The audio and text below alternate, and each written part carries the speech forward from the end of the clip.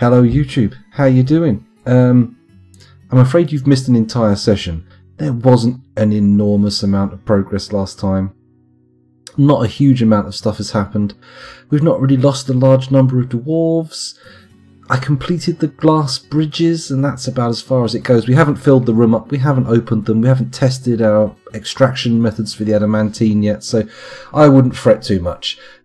You may have missed a little bit of light banter, but I don't think you're going to really regret the loss too hard. You'll be fine.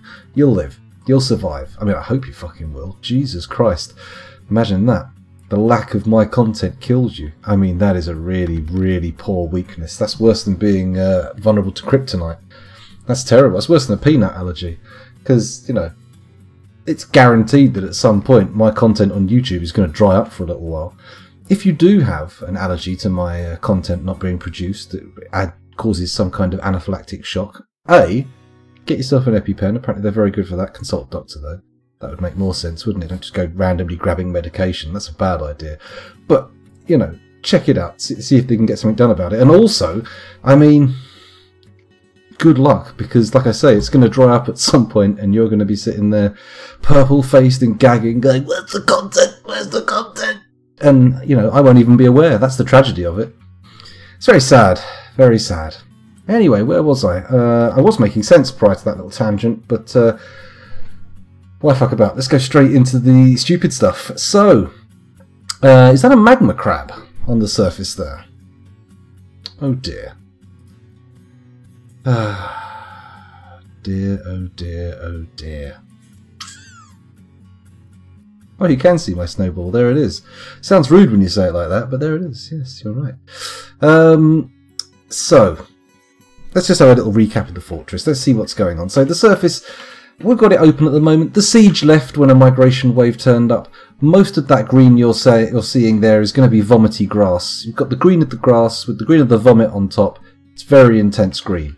Here, of course, we've got a green glass pathway, which is wiped clean, I would imagine. I don't know how rough the surface of the glass is. I doubt it would be rough enough that it would absorb vomit, but you never know. You never know. Some smells can be hard to get rid of. Anyway, down here we've got a lovely little trap array protecting the fortress. About halfway down these cage traps, I've decided to spice things up a bit with a spinning, well, serrated green glass blade trap, which is can provide a little bit of amusement as the enemies pour in. And then some more cage traps, blah, blah, blah. Let's come down a bit further. What have we got going on this floor? General production. We've got pastures for animals that we can use for wool and milk and meat and all manner of stuff. Here's the eggy boys. Well, I say eggy boys. Obviously, they're eggy girls because you can't really get many eggs out of boys. Only dogs' eggs. Where was I? Okay, this area here is for processing wool, etc. This room... it does something. I think it's for processing food into barrels, but I don't think it's been doing it for a little while. We may have to reassess things in the fortress. Things may not be running as efficiently as they might. Barrel storage, this is butchers, tannery, etc. This here's a cheese making zone. It's a bit redundant up here now. I mean, it is near the animals, so it's great for milking, but it's miles away from the storage zone for cheese, so it does mean hauling a lot of mini baby bells, which can be a somewhat troublesome transportation object. Troublesome transportation object. What I mean to say is it can be difficult to transfer large quantities of baby bells, especially if you don't have a wheelbarrow. Anyway, this room was made for some reason. I don't really remember why. It may have been, actually, now that I think about it, I think I've remembered why. It was for training the new miners, wasn't it? It was a big old room made out of soil that they could just churn out to get their skill levels up. Not as perpeg as I thought. This area is our clothing production zone. It's a bit boring. Fashion does not excite me. Down here we've got a little animal stockpile. We've got some goblins in there. We've got some trolls. I think this is some kind of giant. No, it's a bronze colossus. We have a large number of grizzly bears, giant jaguars, bobcats, cougars. I swear, when I finally get down to making my animal army, this is going to be so cool. Not very combat effective, but it's going to look pretty cool as the animals all pounce across the battlefield. Like the beginning of an 80s cartoon for boys. It'd be good.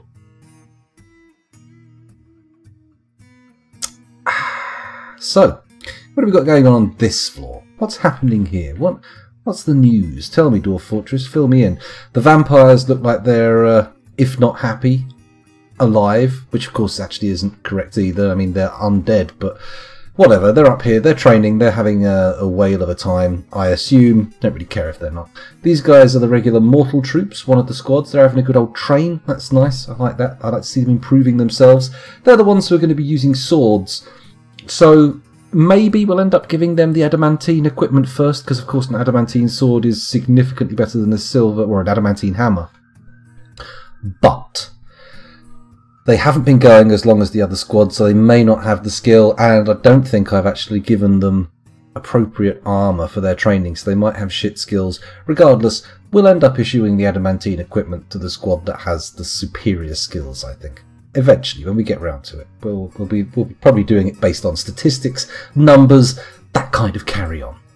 This is a graveyard, of course. Anyone who didn't know that was a graveyard, well, now you do. There you go. Here's a hospital. Do you remember when the hospital was full and I didn't know why nobody was being released? And it was just like a huge dormitory full of screaming wounded. Bad days. Glad they're over. Over here, this is just a generic storage room now.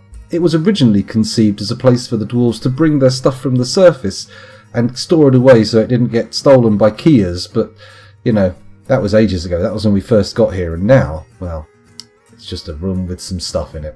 This is our soap stockpile. I say stockpile, I mean production line. This is a place where we store our mechanisms that we don't want so they can be shifted to the traders, and this is some shit. I think this is masterwork weapons and armour. Looks like we've got some masterwork steel chain leggings. Yes. Very nice. And masterwork silver maces as well. That's good. I think that's what we were using to level up our weaponsmiths. Anywho, let's unpause that. Let's have a quick peek at chat. I didn't put a post in my Discord. Oh, is that so? Very, very true. Let's do that right now. There we go. Let's coax a few more viewers out of the woodwork. Not suggesting that my viewers are wood-eating worms. That would be a bit rude of me, to be honest. But also very interesting. If I did have an audience primarily concerned with or comprised of wood-eating worms, I'd be quite surprised and intrigued. Very intrigued. I mean, maybe I could just deliver these streams to woodland stumps without the intermediary of Twitch. Intriguing. Oh, what's this? It's Ocelot. Oh, thank you very much. Heavens above. Gifting subs. What a lovely sentiment. Let me just send a thank out there. Oh my goodness. Lots of people getting them. Say thank you, those of you in chat who received them. You now have access to a glorious array of emotes, including classics like Please Help Me and Tacoma Games, the Triangle of Trouble, also known as the SCO1 Tot, and of course my least effective, ugliest emote, the SCO1 Oh No. Not happy with that one. We'll be improving that. We'll be replacing that with an improved emote sooner rather than later. That's my hope, at least. Maybe it'll happen, maybe it won't. We'll see. Anyway, let's now I've got the review of my emotes over. Let's have a look at chat, make sure I'm not missing anything. K-pop emotes. I don't. Is that what that is? Oh, it's a K-pop victory emote. So interesting. I didn't know you were a K-pop fan. I had literally no idea. Oh my goodness. Not.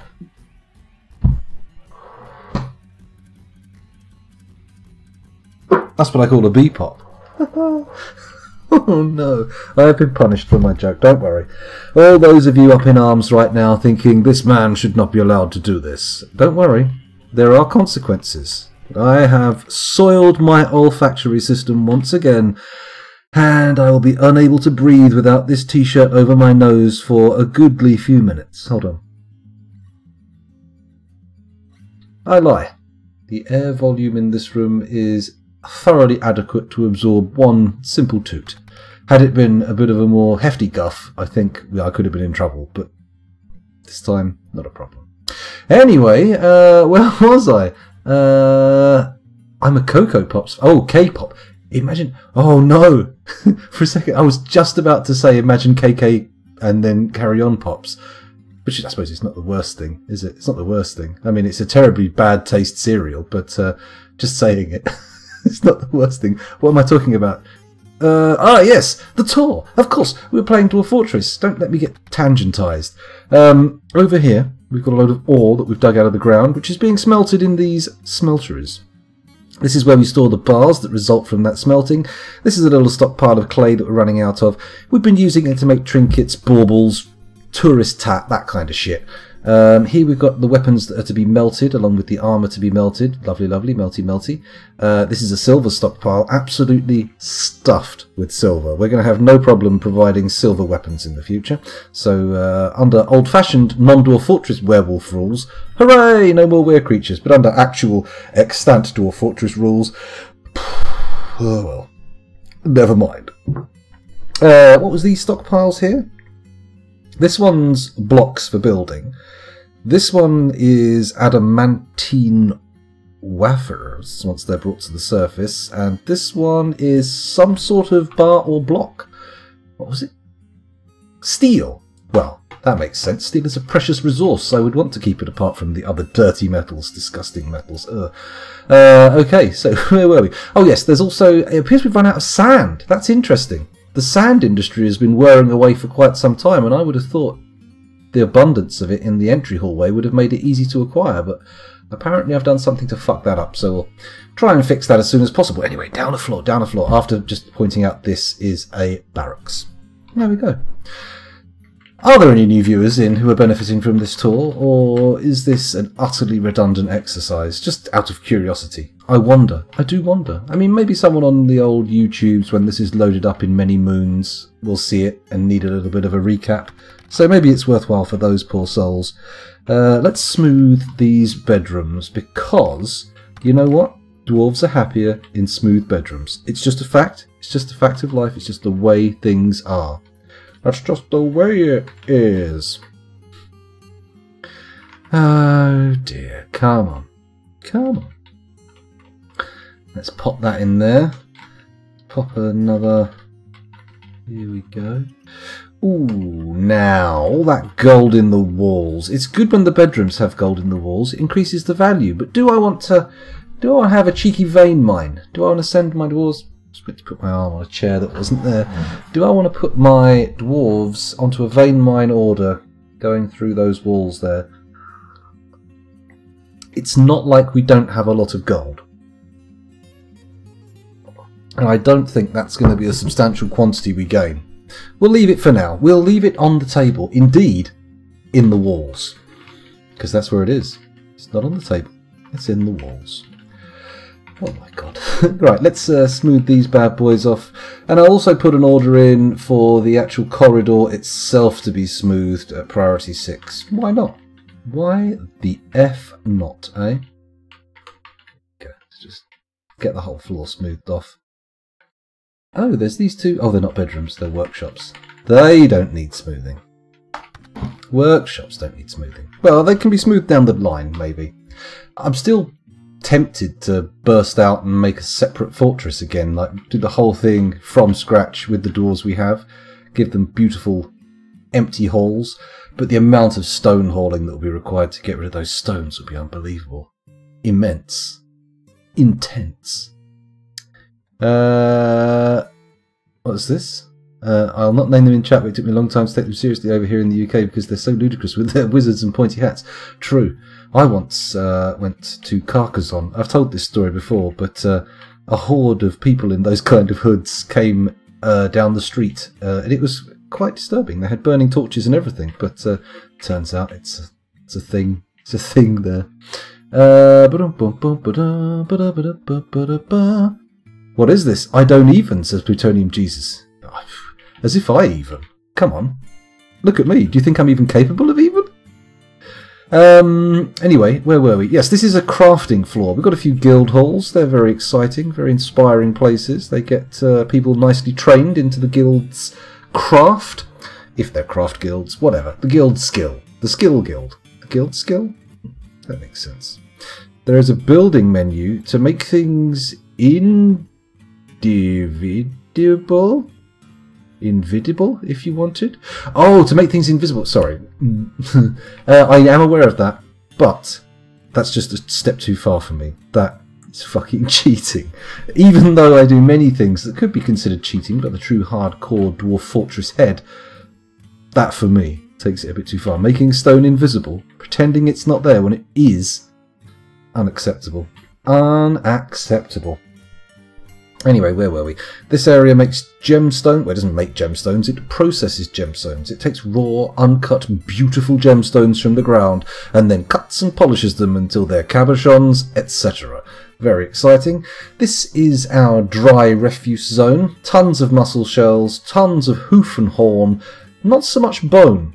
People do seem very keen to use bone as a decorative item. I've not seen this stockpile full for quite some time. However, the mussel shells and the ram horn, they give about 0 fucks about. Maybe I should start getting things decorated. We'll leave it for now. We're not increasing our mussel shell stocks at the moment. We're not fishing, so it's fine. Although the amount of ram hoof and horn may be going up dramatically, but we'll see. We shall see. These are Crafts Dwarfs workshops. This is a very multicoloured stone stockpile now. Schist is the current collectible, but we've got a little bit of quartzite from the last effort, and I believe all of the cinnabar and cobaltite in the fortress at the moment. Let me just see if we've got anything dumped at the moment. No? Nothing's being dumped right now, although I think the schist dump piles are activated. Let's have a quick peek. What's in this one? Not active.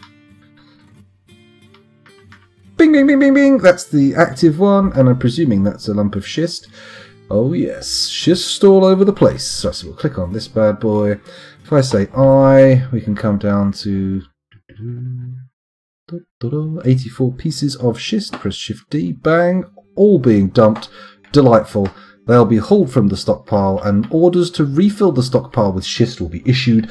The dwarves will swarm forth, the schist will be gathered, and the stockpile will swell. No, it won't swell. It'll remain the same size, but be stuffed. Stuffed? Filled. They both sound wrong. Anyway, let's get away from this stone-based floor and move down here to the yummy food floor. Look at the amount of fucking food we've got in this fortress. It's ludicrous. I didn't realise quite how much was stuck up in the trade depot. I knew I'd bought a bit of food, but I didn't realise this entire area would be immediately filled. Filled. Oh, it's booze, actually. Tons and tons of booze and some fish. Interesting.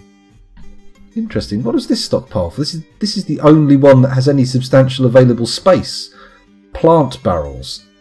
What's in these barrels? Let's have a quick peek. How do I find out? Stinthad, I could just click on here and say I. There we go. Just plant. No actual hide root, red spinach, schist. So it's not any particular plant. Does it contain plants? Or is it just for containing plants? Instructions unclear. Petitioner dead. Okay, so we've got a load of food down from the surface. This is our enormous dining hall here. You can see my cursor, can't you? Yep. This is a library. Did I even assign this to... I did. The Diamond Gorge, whoever they are. That's another guild hall. They're very excited about that one being installed. And here's our first temple, which is, if I remember rightly, dedicated to a god of food. The dwarves very chuffed with food in this fortress. And to be honest, I think they should be. We've got a lot of good food knocking around. We're not worried about losing out. It's going to be great. It's going to be great. Maybe I should start thinking about sorting the barrels out. Trying to get a good barrel system going. Because we have a lot of them. We've got a ton. And none of them seem to be being stored in the room. There's a few being stored in the barrel stockpile, but they can't all be full down there, can they? Anyway, once we go past the dining hall, there's not much until you get down to the deep mines, where we have constructed this beautiful creation. Now, the plan is to fill this room with water. We're going to close a floodgate here, going to chip a hole here. Once the room is full, we flip the switches to drop the water onto the magma below, dousing it, turning it into obsidian, like this, digging it away, and getting ourselves some sweet adamantine. Ooh, yeah, sweet adamantine. Ah, ooh, sorry, I'm getting a little bit too into that. Let's unpause the game, shall we? Oh, it's been unpaused for a while. No need to worry, scoundrel. Everything's going to be fine. Oh look, there's the little miner's respite area. Got a bit of food, got some beds. It's where they're supposed to go when they want to stop digging. Not back up to the surface. That will take forever. I think we're currently waiting for these levers to get hooked up. This one's done. That one's done. That one's done. Hello. Done. Done. Done. Done. What? You're fucking with me. What?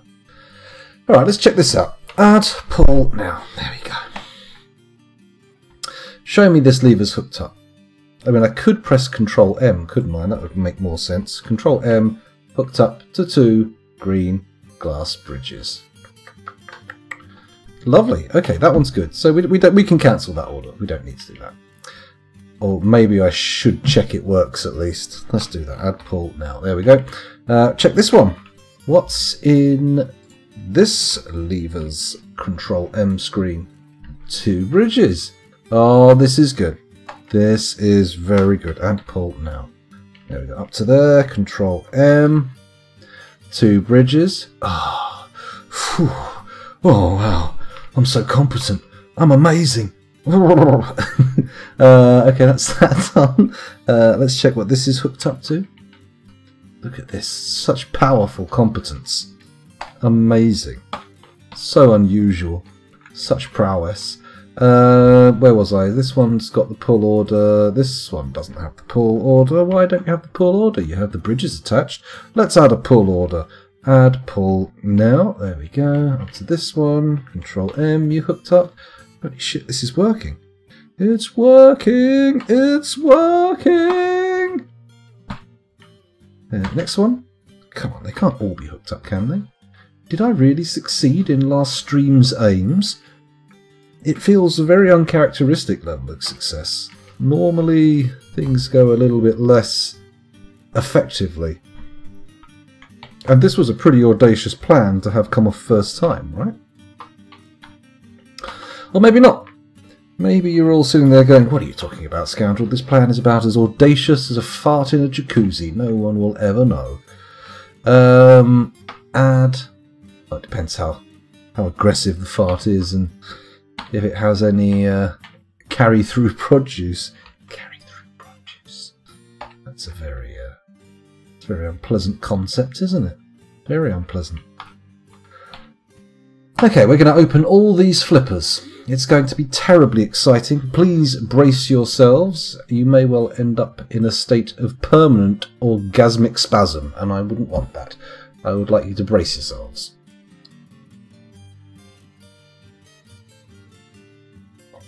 Ooh. Come on, dwarves, get down here and flip those switches. Why are you taking so long? If it has any logs? Question mark? Logs? What type of logs are we talking? Standard Dwarf Fortress logs? Because we've got a lot of logs. They're knocking around on the surface like nobody's business. I nearly had a full felling.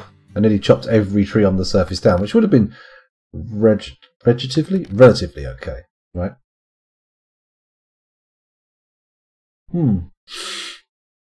Exactly. Come on, dwarves, flip that switch. What are you doing? Well, we've got a situation here with no sand. Let's go back up to the surface and see if we can sort this sand situation out. Where are our sand collection zones? Ah. I appear to have removed... Oh, no, they're there, but very clearly obscured by traps. So, with that in mind, let's do that. Let's order...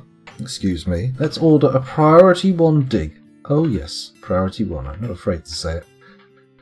There we go. Do a little priority 1 dig there, and then we can put the sand collection zone in there, and everything will be fine. Everything will be just fine. No need to panic. No need to even worry. No cause for concern.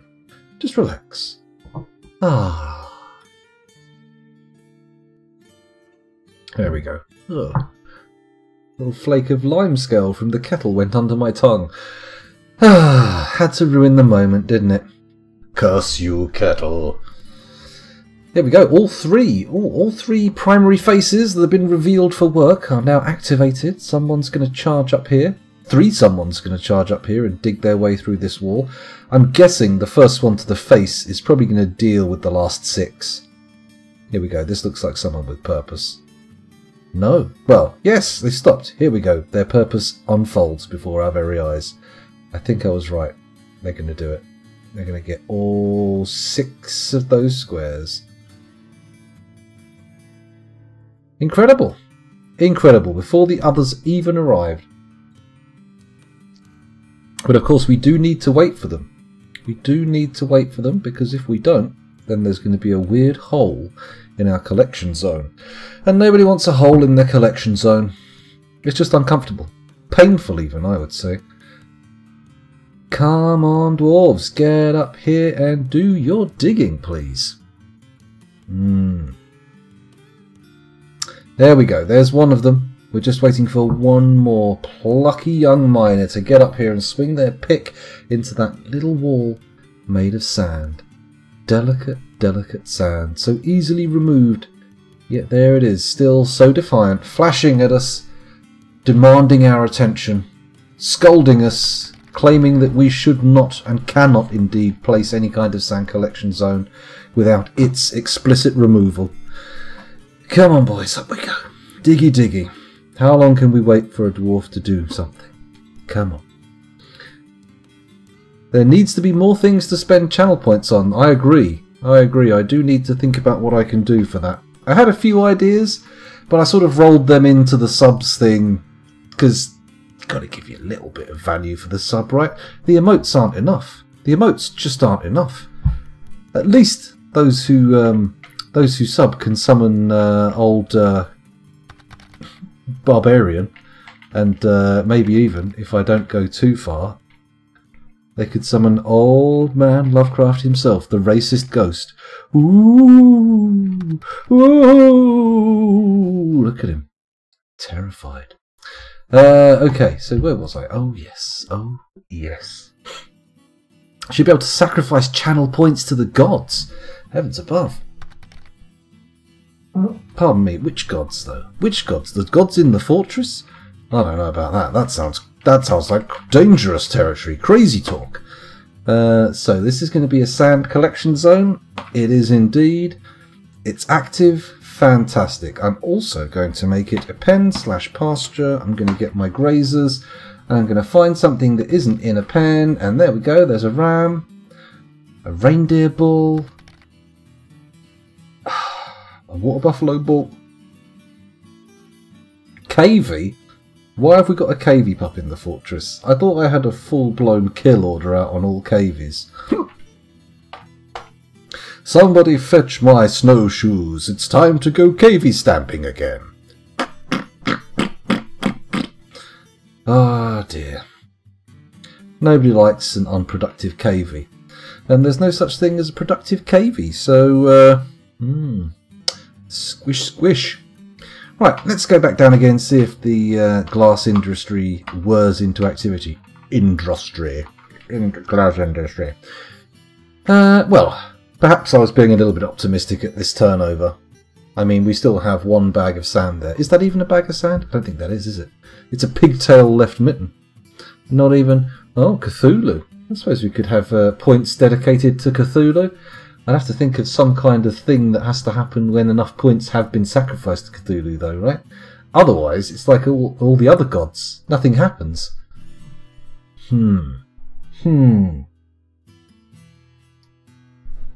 I'll have a think on it. Not that I haven't been thinking on it for about 10 years now. The pace of change here is slow. Glacial. Very, very sedate. I like the look of these smelters now they've got lots of people in them. I think we're getting through a lot of this ore nice and quickly, so we can allow ourselves a bit of digging. Dithala. I'm unfamiliar with Dithala, other than it sounds like someone with 2 willies. Or is that diphallactic? I'm not sure. I'm not sure. Is that the god of diphylactic people? Ah, look at this. My sweet, sweet levers have worked. Oh, joy. Okay, in that case, it is very important that we pull all these again. Have them all closed. There we go. It's time to begin experimenting. Oh, the excitement. Dwarven science. No, don't launch into a song, you fool. So when they get down here, flip all those. That's going to be great. Then we're going to do a little diggly wiggly over here. The second that diggly wiggly has been donely wonnely, we're going to flip the switchy witchy over here.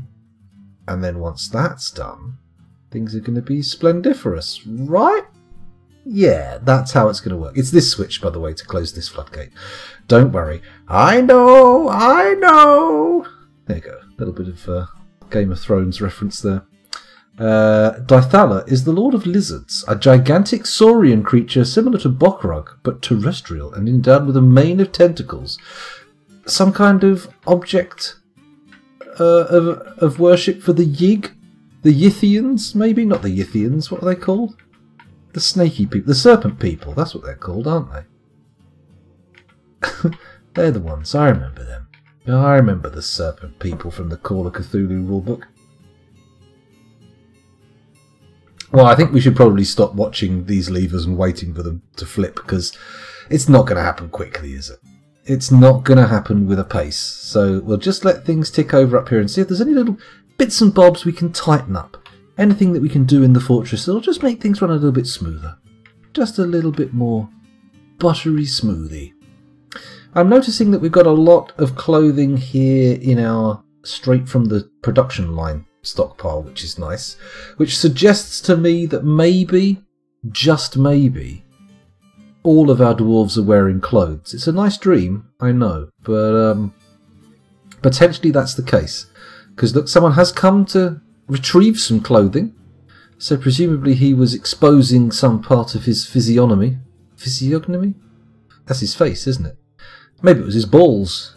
I mean, presumably he's exposing his face. I don't think it's normal, except in current conditions, for people to be covering their faces up, is it?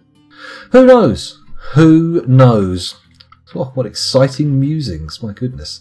Easily my most breakneck-paced and exciting Dwarf Fortress stream to date. Yeah. Remember when I was telling you to brace yourselves so you don't go into a permanent orgasmic rictus? Well, that's it. We just peaked. The game froze for a save because it just couldn't cope anymore, and the game knew that you all needed relief. So there we go. It's cooldown time. We could sacrifice points, which are added to a total, and there's a small chance which increases based on how much is in the pot. So the bigger the pot, and the more we put in at once, the more chance of it. And when it does happen, then maybe that particular deity will appear on screen. Basically a huge sink for excess points with a small chance of something happening. I mean, that's not the craziest idea ever, but it will mean I will need to make a Cthulhu to have pop up on the screen. And as we all know, my creative juices are, at best, damp. There's not an ocean of creativity lurking inside me waiting for a crack in my body and soul to pour into the world. What we've got really is a very damp palette-like consistency. Could be any deity you choose. Well, I mean, I'm not exactly going to choose one other than Cthulhu, am I?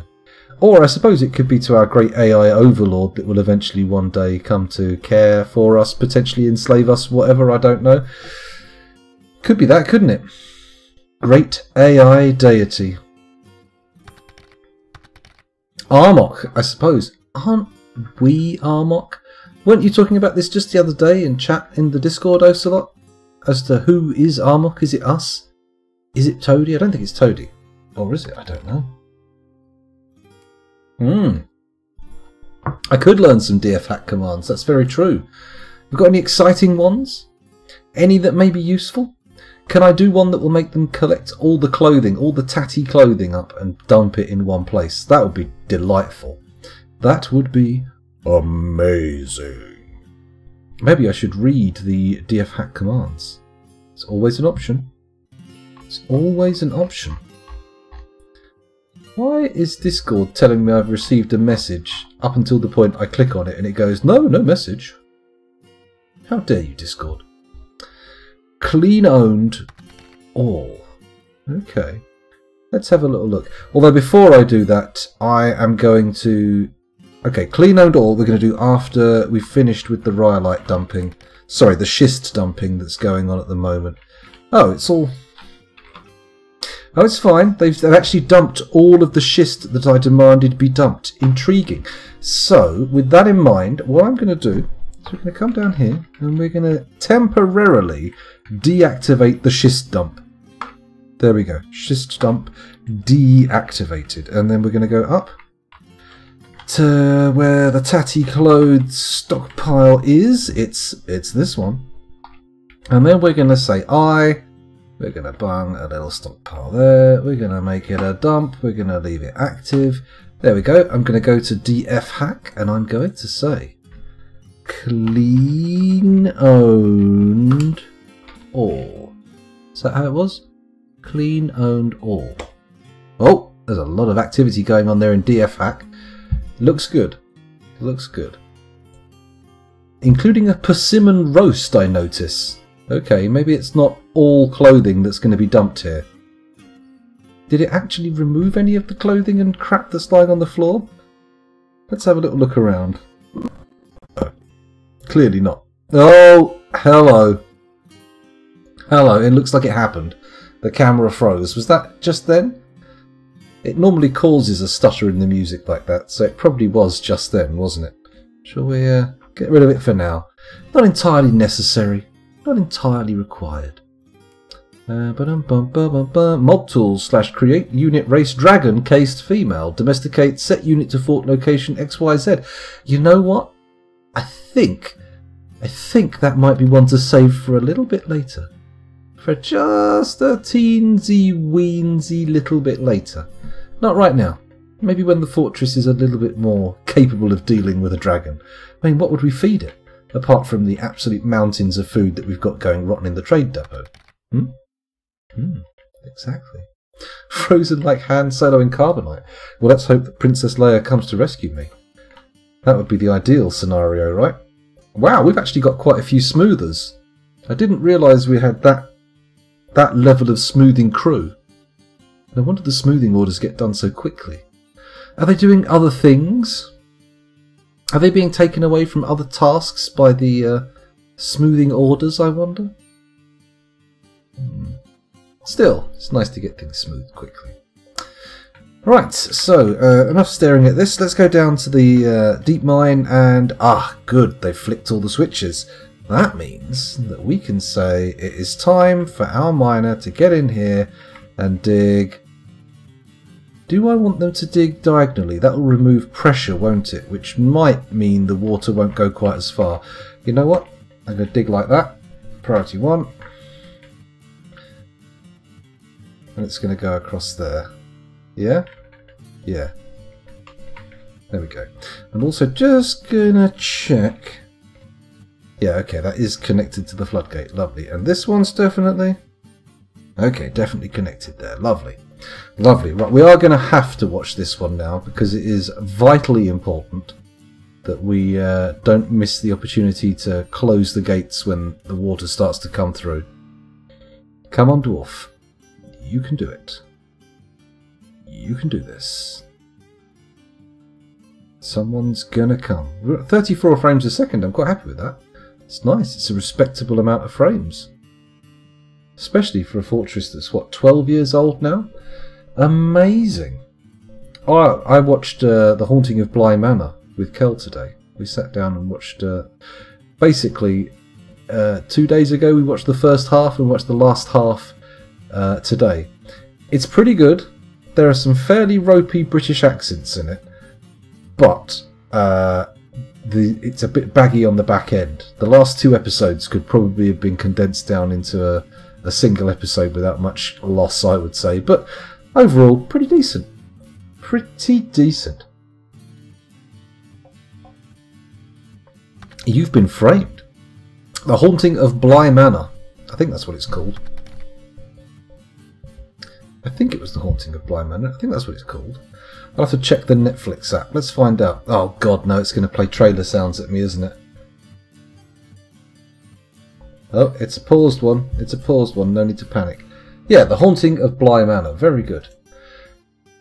Well, worth a watch. Although, don't feel too bad. Oh, get ready.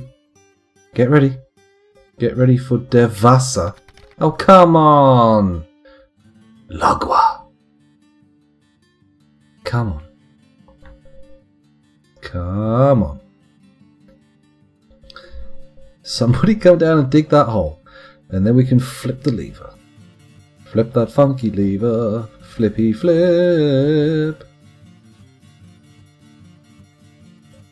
Maybe if I put the order in now, the timing will be perfect and the miner will be leaving just as it closes.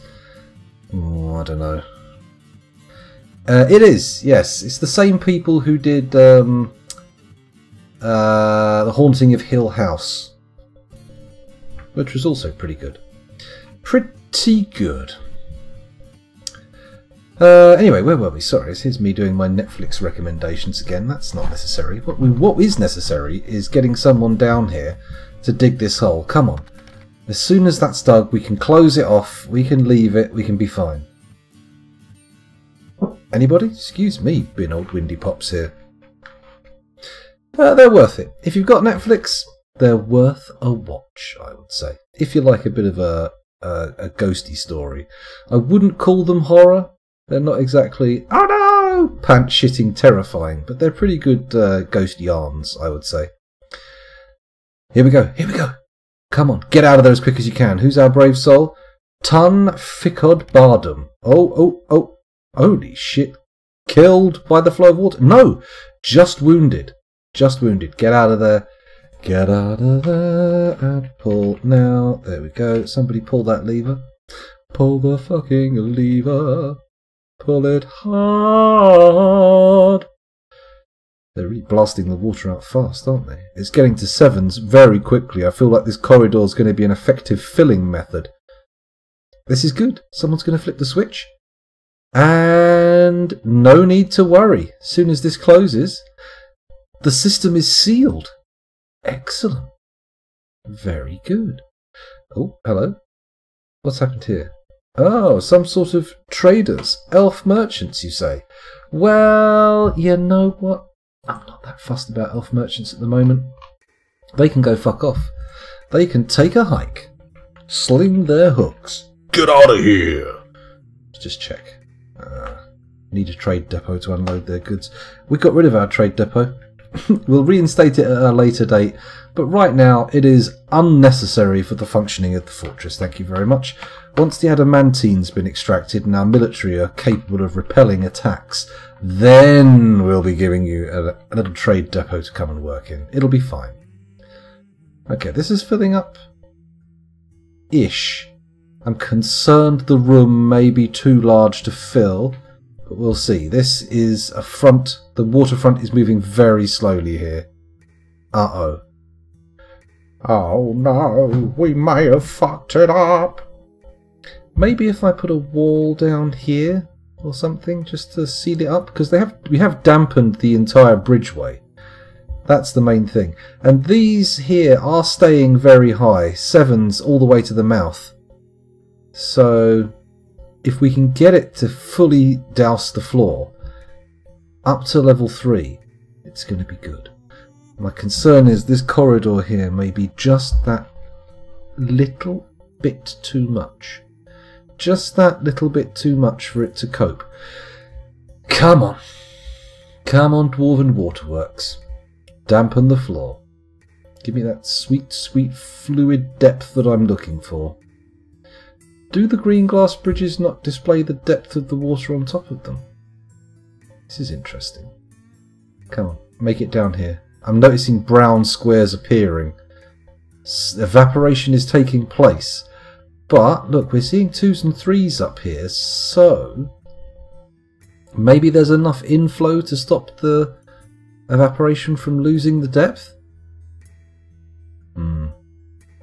Hard to say. Come on, get to the end.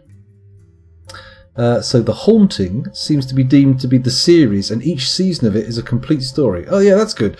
I do think that's the best way to do, horror TV programs. Keeps them a bit fresh, keeps them nice. It worked for a long time with American Horror Story, which has been of variable quality in my opinion. I've enjoyed it, but some seasons less than others, by quite some margin.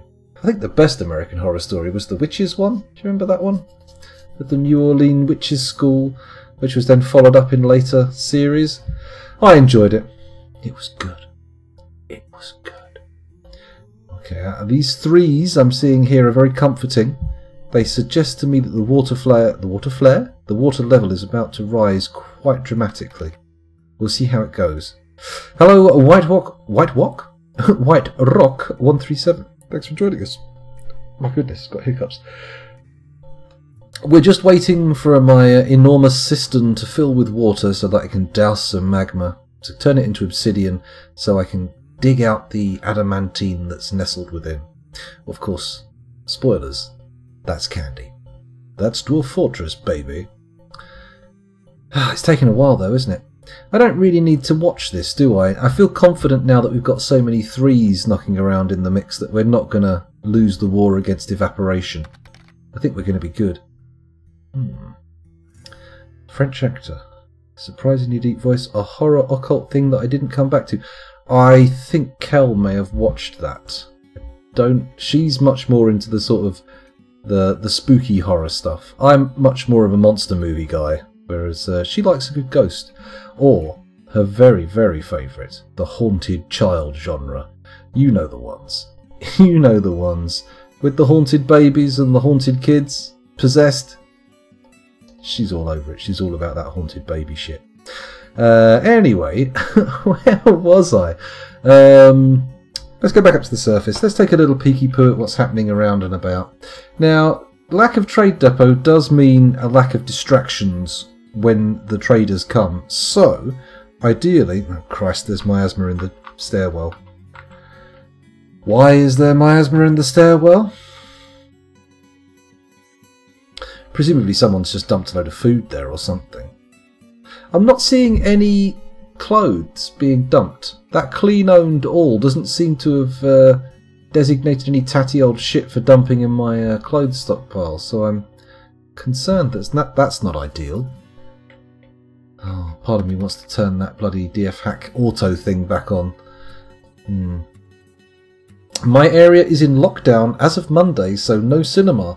We've been going 2 times a week, so I need to force myself to watch TV properly with my full attention and see if it forms a substitute.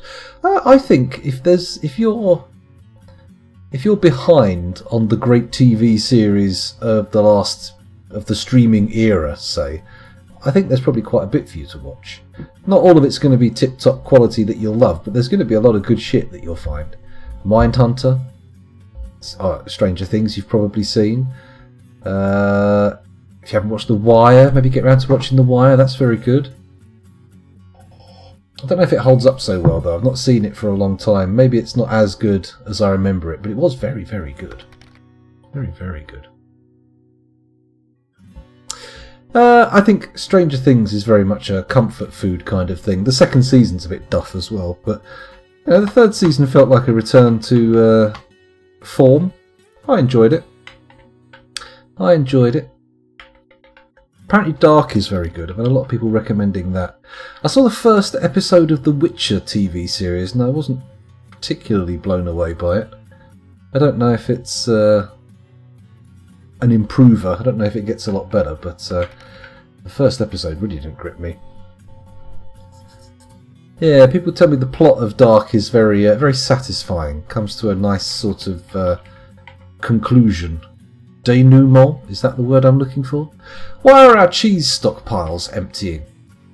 Surely cheese is one of the commodities we have in great abundance. I am mildly concerned. So concerned that I feel I'm going to take my socks off to lower my body temperature and improve my ability to think. Excuse me, getting so close to the microphone there, causing the levels to spike. Oh, there we go.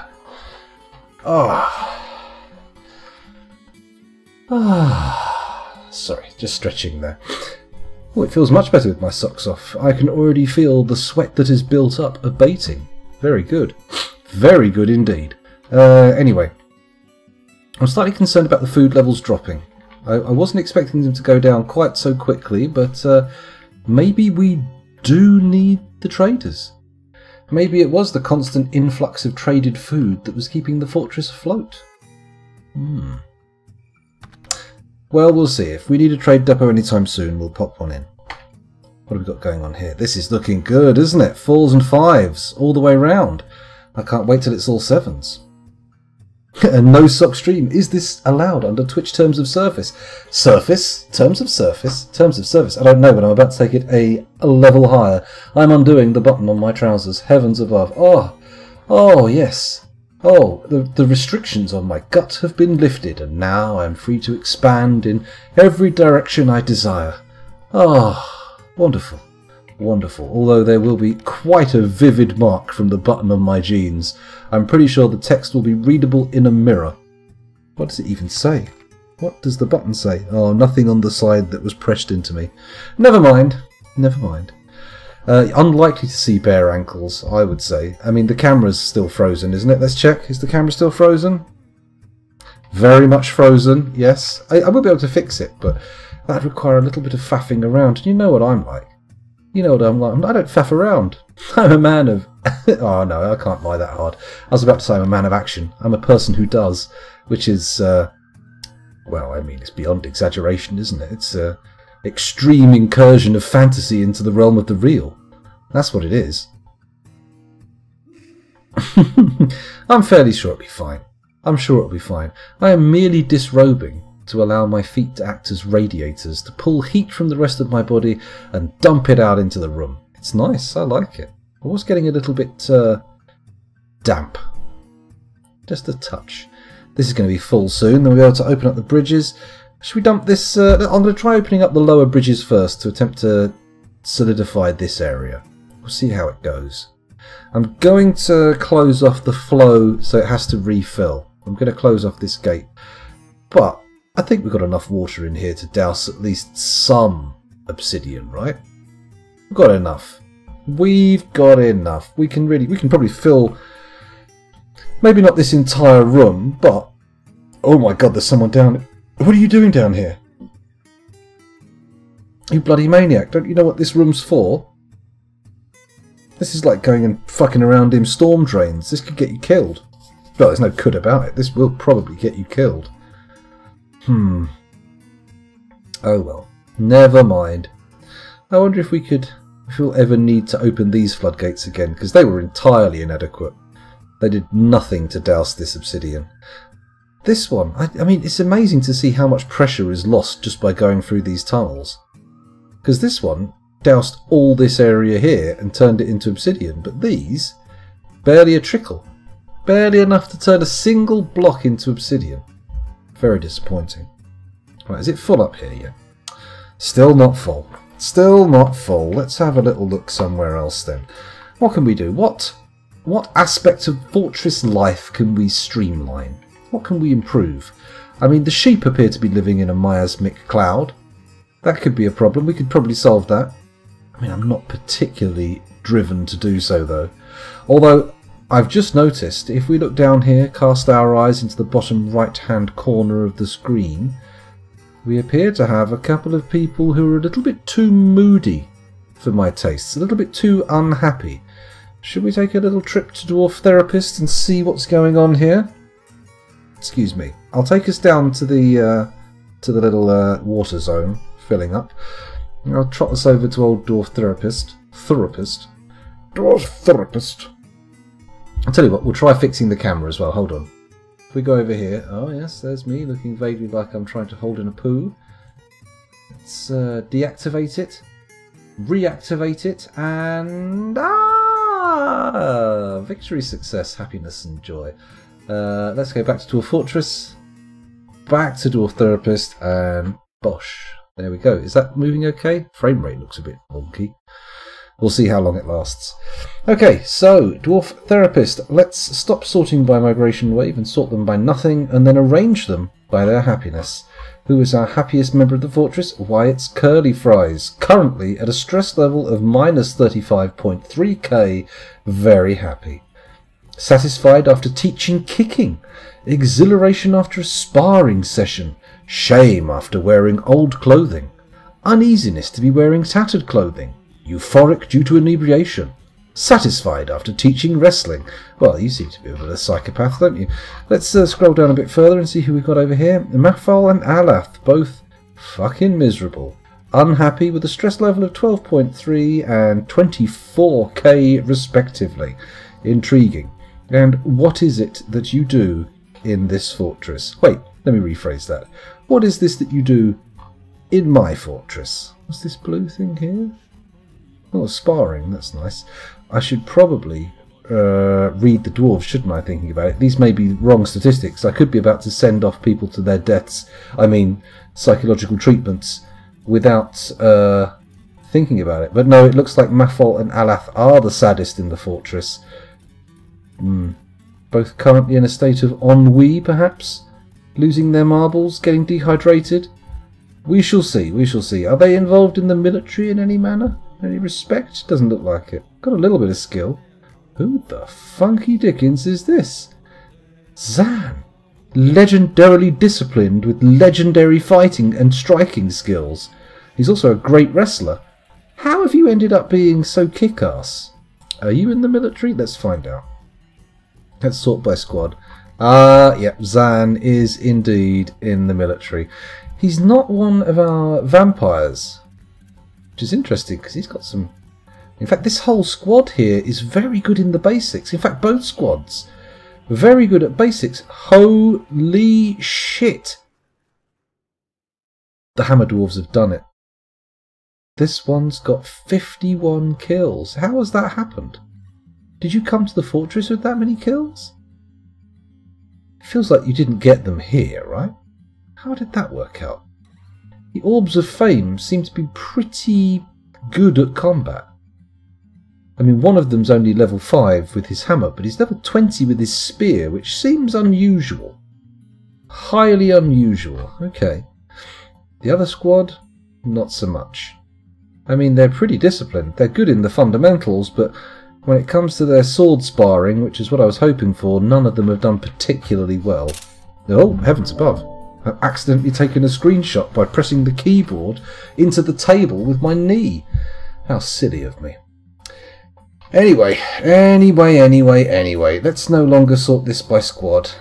Let's go to sort by nothing, find our guys who are too unhappy, and then get them squished, because what we don't need right now is a couple of sad sacks spreading glum face around the fortress. We need smiley, insincere dwarves, keeping everyone on the right side of happiness. So it's Mafol Ingashtukat and Alath Limulonod. Let's get into Dwarf Fortress and get them in the right places. So, the mental health facility is at the surface here. There's a burrow underneath it, I believe. Is that a burrow? No, that's a zone. That's a garbage dump. That's not what we want. What we want is to press W. Ah, there we go. Kill zone. So, let's add citizens to the kill zone. Who have we got? Kill zone. It's like a folded death filled with hot cheese. Let's have a little look down the bottom. It's Mafol Ingaktakusak. Search. Search. There we go. M-A-F-O-L. There we go. He's there. Mafol. In you go. Get yourself into the mental health clinic. See if we can sort you out with some high velocity masonry. And of course Alath. Alath. Where are you going?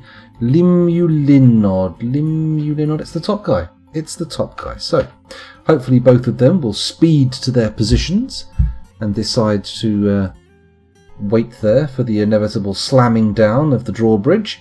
That'll be good. That would be the ideal scenario. Hopefully we won't need to... The bridge to the next world, indeed. Correct. Correct. Oh, hello. I got a bit of sage wisdom coming in from Sal. Let's take a look at this.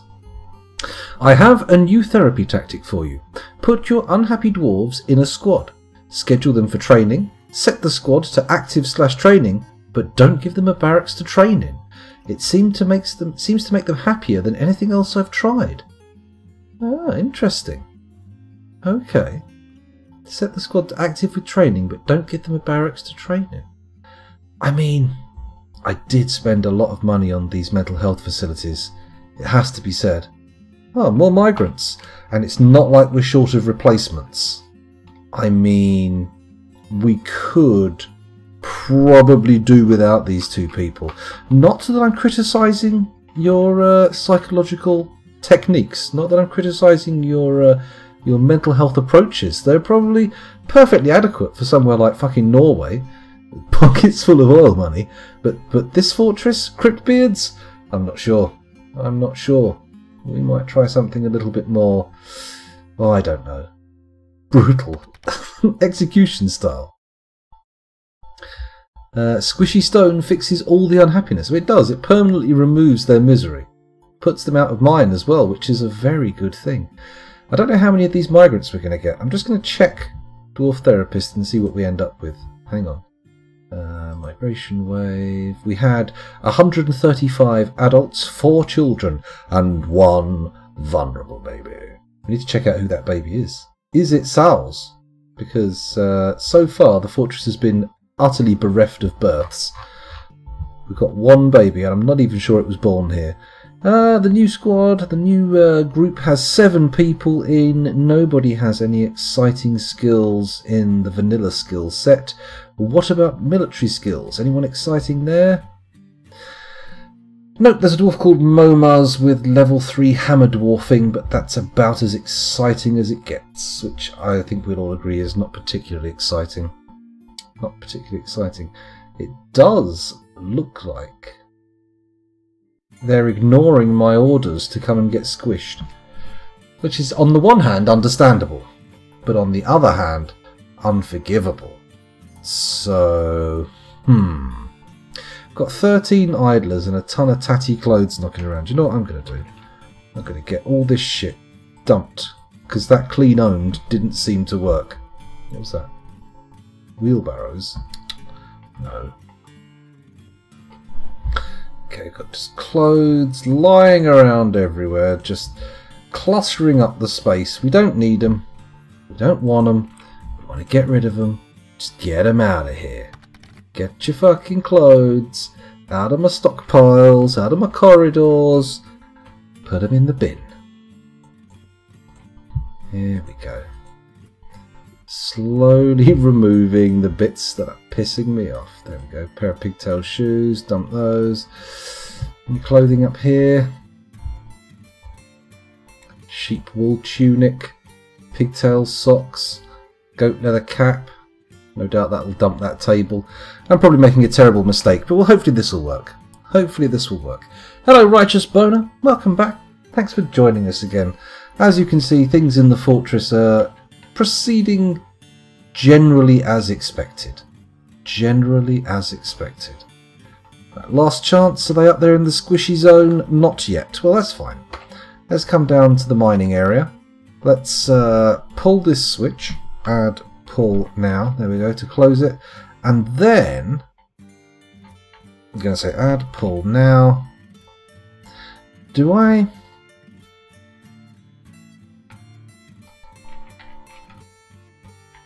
So that's open, close, open, close. This isn't going to work, is it? This isn't going to work. That's not how it's going to work. Oh dear. Come on. Come on, let this work. Let this work. I want to watch this obsidian get built up. Once the obsidian's there, we're all good. Although we may need to dig enormous drainage channels to get rid of the water that gathers on the surface. But we'll see how it goes. We'll see how it goes. Is anybody going to come down and pull the levers? This one should be done first. And then, theoretically, someone will come down here to pull another. They're a very long way away, aren't they? Part of me feels like maybe sealing in one of the vampires down here. That way we never have to wait for anybody to come and do the switches. Then again, building an adequately appointed vampire residence down here might be a bit of a pain in the arse. I mean, we could always put like more bedrooms and stuff down here, but it's not really... Do I really want switch flippers living down here? I'm not sure I do. I'm not sure I do. Well, yeah, let's find out who the baby is while we wait for the switch to flip. Who's our babby? Who's our wee one in the fortress here? If I sort by profession, where are the professional children and babes? Here we go. Erith Rimtarshidan is the baby. Okay. We'll have to look out for them. See what goes on. Oh, hello. Oh, not that one first. That wasn't what I wanted to happen. But nonetheless, here it goes. A great dousing. A great sploosh. And it's... Is it working? Is the obsidian spreading over this way? No, I don't think it is it? Is the gate even open? I can't tell. Oh, it is. I can see the switch is flipped. And I think if we're good... Oh my god, it's been done several times. Interesting. It's... Okay.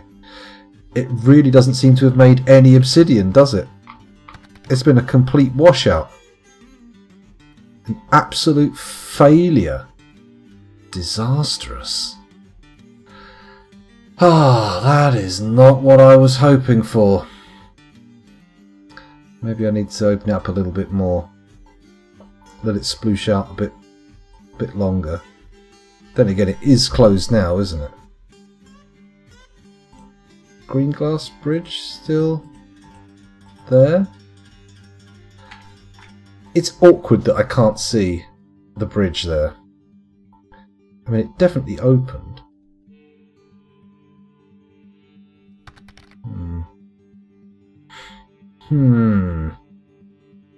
Unfortunately, I was the engineer that designed this, so I'm probably off to the squishy stone myself. This doesn't need to be shut at all. What am I doing?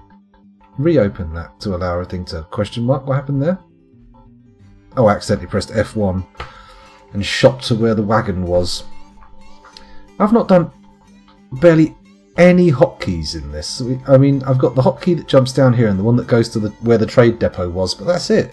This entire fortress has been a tale of two hotkeys. Tale as old as time. Hotkeys on my keyboard. Oh yeah, did I show you the keyboard I got for my birthday? It's good, isn't it? Glowing. It's nice. No more tilting it to get just the right angle for the print on the keys to catch the light of the monitor at night. I can just look straight at the keyboard and push whatever key I desire. It's great. Oh, here we go. Here we go. This can only be someone to flip the switch, right? No. No, because they were set shut when it was off. Oh, yeah, retracted. It should be retracted, but I don't know if it is.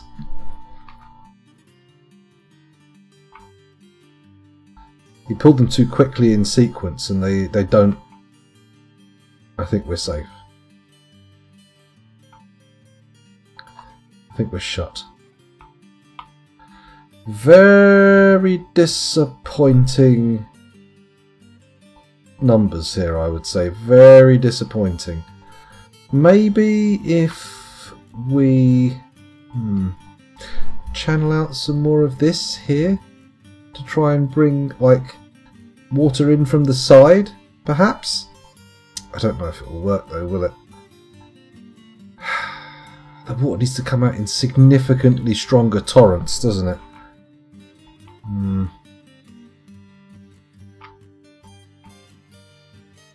Maybe we could solidify this bit by doing the top levers. Let's have a crack at these ones. Let's see what happens if I say add pull now. There we go. Just open the fuckers up and let as much water sploosh out as we like, because it's pretty much all going to evaporate anyway.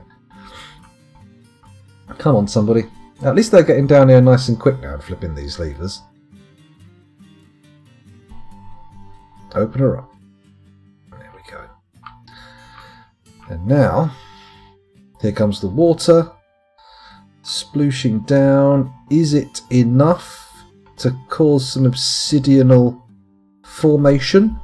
I'm seeing steam, but am I seeing obsidian? That's the important thing that we want to see. Obsidian. It's not happening, is it? Oops, Daisy, the water's not coming through with anywhere near enough power. Yeah.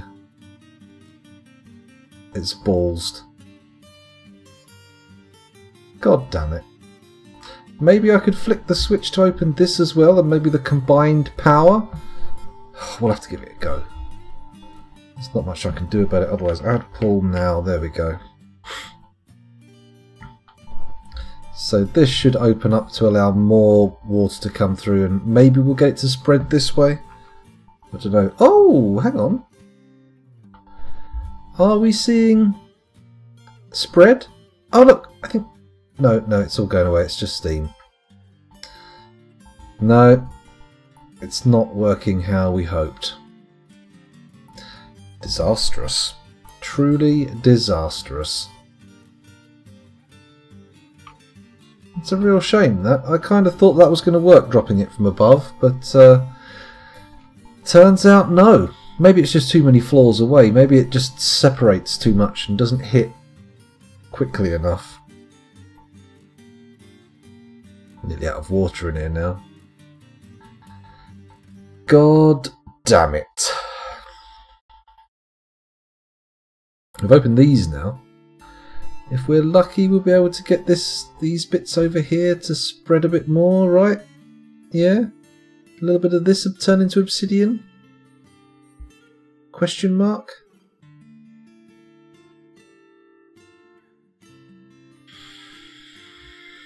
Have to close the bridge again. Excuse my windy pops there. How crude of me. How barbaric. How monstrous. Right, yeah, let's add pull now. There we go. Pull the lever. Good, good. I suppose I could try and channel out another Z level. So we drop 2 Z levels of water onto it, maybe? Is that going to work? Just channel out the floor above and also douse that area? I mean, we don't have to fix it in the drawbridges again, do we? We just put in the area above and floodgate it off and it'll be great. If you didn't toot, it would burst. I suppose that's very true. Well, the problem is we can't mine through yet. We don't have... actually, I think this is expanding this obsidian a little bit, isn't it? Is that getting a bit wider? I mean, round here is really where we need the expansion to take place. We want to get this sweet blue shit. I mean, I could dig over to this bit here and then smooth it and fortify it and see if that works. That might work, maybe? This whole area is very floody. It's okay, though. Is the floor up here filling up? This room isn't filling up because this floodgate is open, isn't it? Let's close that floodgate. Add pull. Now, escape. There we go. And then when that closes, it will allow this room to fill up. At which point, I will close the floodgates, and I will reopen. Excuse me. And I will reopen these gates and then douse from above. Yeah? I think that might work. It might work. No guarantees. In fact, not even any particularly positive prognostications. Pretty much guaranteed no. But hey, never mind. Could be worse. We could be on fire. Yeah, I don't think... Oh, actually, these look, the magma here is getting down to 1s and 2s. If it gets hit at just the right moment when it's a 1 and more water comes in, that will turn into obsidian. Okay. Okay. Would be nice if somebody closed this now.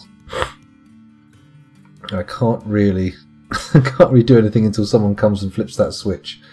Please, dwarves, flip the switch. We need that sweet adamantine. Maybe this will be the end of the fortress. Maybe I will just get greedy and try and... I can't get any of that out, can I? We have this second spire over here, but...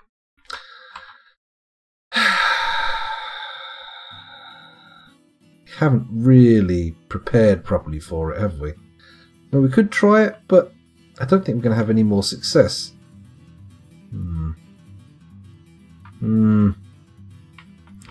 Does anybody have a more effective method of obsidian creation and such? Right, that's starting to fill up down here. This is looking good. Oh, it's not starting to fill up. Hang on. I was seeing all these 7s and 6s and thinking, oh, brilliant, it's filling up. But the bloody gates are still open. Can't possibly be filling up. Someone has flipped it, though. Here we go. And... closure. Good. Okay. Just got to wait for this shit to dry out. But I think I see a plan here.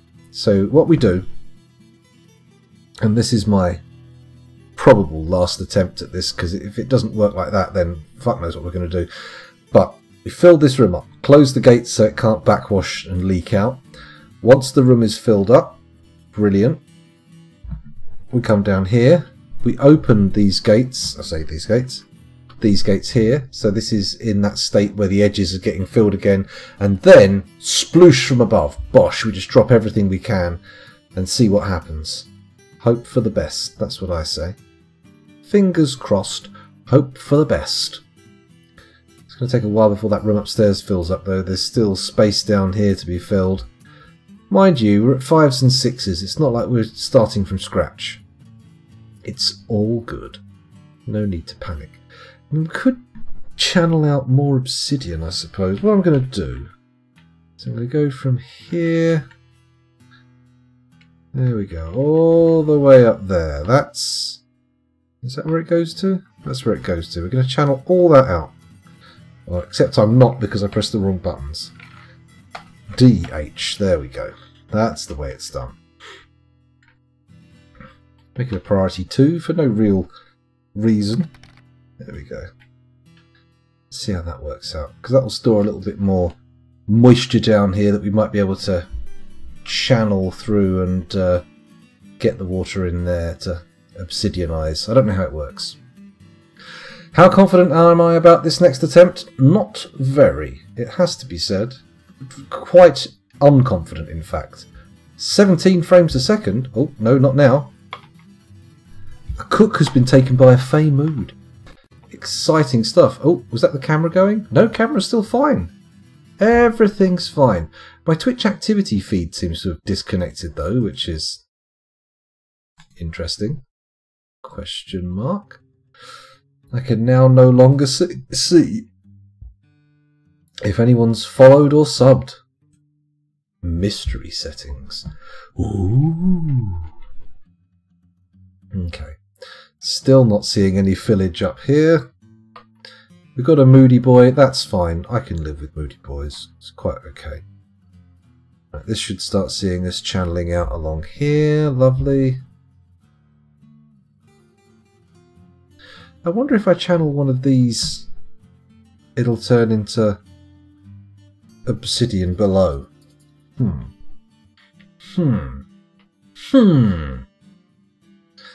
Part of me feels like maybe...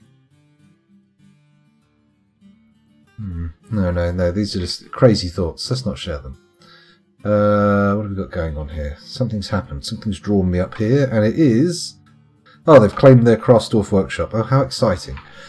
At least it's not a clothier's workshop. That's the best thing, really, isn't it?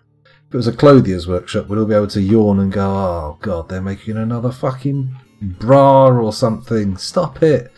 Make me something exciting like a weapon. A tool of war. A killing blade. Oh, hello. It was paused. That's okay. The 7s are getting round here pretty good now, though. I feel like we're not far off that corridor upstairs filling up. This is suddenly going to start 7ing. It's going to propagate back from the end of that corridor quite rapidly. Because the water's doing fine, yeah? Bit of Bit of steam here, bit of water spray. The dwarves would love it, but it's a deadly situation. You wouldn't want them in there. The guy who dug the hole left quite a bit of blood on the walls. Oh, it was Mayor. Mayor the Mayor. Intriguing. Mayor's blood all over the walls. I can't say it's the optimal situation. I don't think Mayor's the Mayor anymore, actually. I think one of the vampires managed to take it, even though they're locked in a room away from everybody. Which feels wrong, but hey-ho, what can you do? Here we go. Here comes the water. Lovely stuff. Let's get this green glass floodgate room flooded. I say floodgate, these are drawbridges, aren't they? That's a very different thing to a floodgate. This is going to take a while, isn't it? 17 frames a second, probably owing to the amount of fluid flow going on. Okay, this is looking good. We can do another one right here. So all the way like that. Good. Dig that out. Not quite enough that you end up piercing the magma part, though. That could be a problem. We don't want that happening. Not at all. Not at all. Mir regularly digs himself into a hole, but it doesn't usually cost him his blood. Does it often result in water spurting out of a hole that he's dug? Is that the case? So if this run goes kaput, what then? Well, Cryptbeards 20... whatever. What number are we on now? There's been so many. Let me look in the Discord. 24. So it'll be Cryptbeards 25 after this one. I mean, maybe not immediately, but certainly, if not immediately after this one tonight, it'll be on next Sunday, which is my next Dwarf Fortress scheduled stream. I'm tempted to try one more pop at Telia's Fabulous Embark, but I am also keen to try other places. I mean, obviously, if anyone's got some like Fabulous Embark locations that they want to share, I'd be more than happy to take a little peek. More than happy to give it a crickly crackle. Right, I am going to... question mark. Let's try that one again. There we go. I am going to channel out these bits here as well, I think. DH. If I go there, enter, down there, that and that. Yeah, that should do it. That's the surface. Pop those in. Lovely. Got any more I can do? I suppose I could do here. Yep. Go down to there. Yeah, I'll do. There we go. I don't know if this is going to have any effect, any positive effect at least, but we shall see. We will soon find out. How's the filling going on upstairs? Oh. Badly. Slowly. We appear to have developed a rocky blockage. Some granite has found its way into the room. That's fine. Once it's been submerged, it'll be okay. Might even drop down in the hole. Once we open up one of these gates, it'll be bloop, down into the magma. Everyone will laugh about it in the long run. Everyone will have happy times. What should I even do for my next fortress? What should be the theme, the plan? I can actually dig these two out as well, can't I? Yeah, let's do that. DH, go down the floor, pick out that one and that one, so we go up, that one, lovely. Bonkadonk. Oh man, it's going to be ages before they open up that bloody room they fill that bloody room up upstairs again, isn't it? Ridiculous. Only surface buildings. Excuse me. That's not the maddest idea I've heard. Bring a few blocks with us. I think a little while ago, many sessions ago in fact, I thought I might try my embark with 40 dwarves. So you've got one of every useful type and try and get a fortress established, bam, really quickly. And maybe we'll turn that down. Maybe we'll go for the surface build. Only burrowing for materials. Now that's an interesting proposition actually. It does have a certain something to it. A certain charm. Needs quite flat land though. I do really want If anyone's got a map with some, like, large amounts of adamantine, I'm all ears. I suppose I could generate a special world, couldn't I? I could create a world that has enormous adamantine deposits. Is that even an option in the standard world, Jen? I'm not sure. Oh my god, I forgot how long this room took to fill the first time. What a silly bugger. I have one with 13k adamantine, but there's no surface plants or water. Okay, that is a bit of a problem. Or clay or sand. That is a big problem. Very difficult to eke an existence out there. Do the traders come?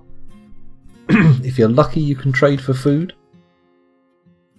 Cavern water's not the end of the world. It's not the end of the world. Surface buildings also does deal with the cave adaptation issue. Unless we get some miners who spend too long downstairs getting out some ores, we don't need to worry too much. Well, not that I worry now. I mean, we've got an entry corridor knee deep in vomit and I've barely lifted a finger to do anything about it.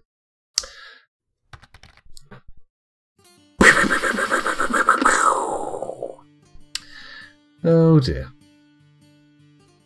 I played a little of the elves in one of the mods a while back, and only buildings on the surface is weird. Well, I mean, if you're going to go as crazy, exotic and depraved as being an elf, I don't know what you're expecting.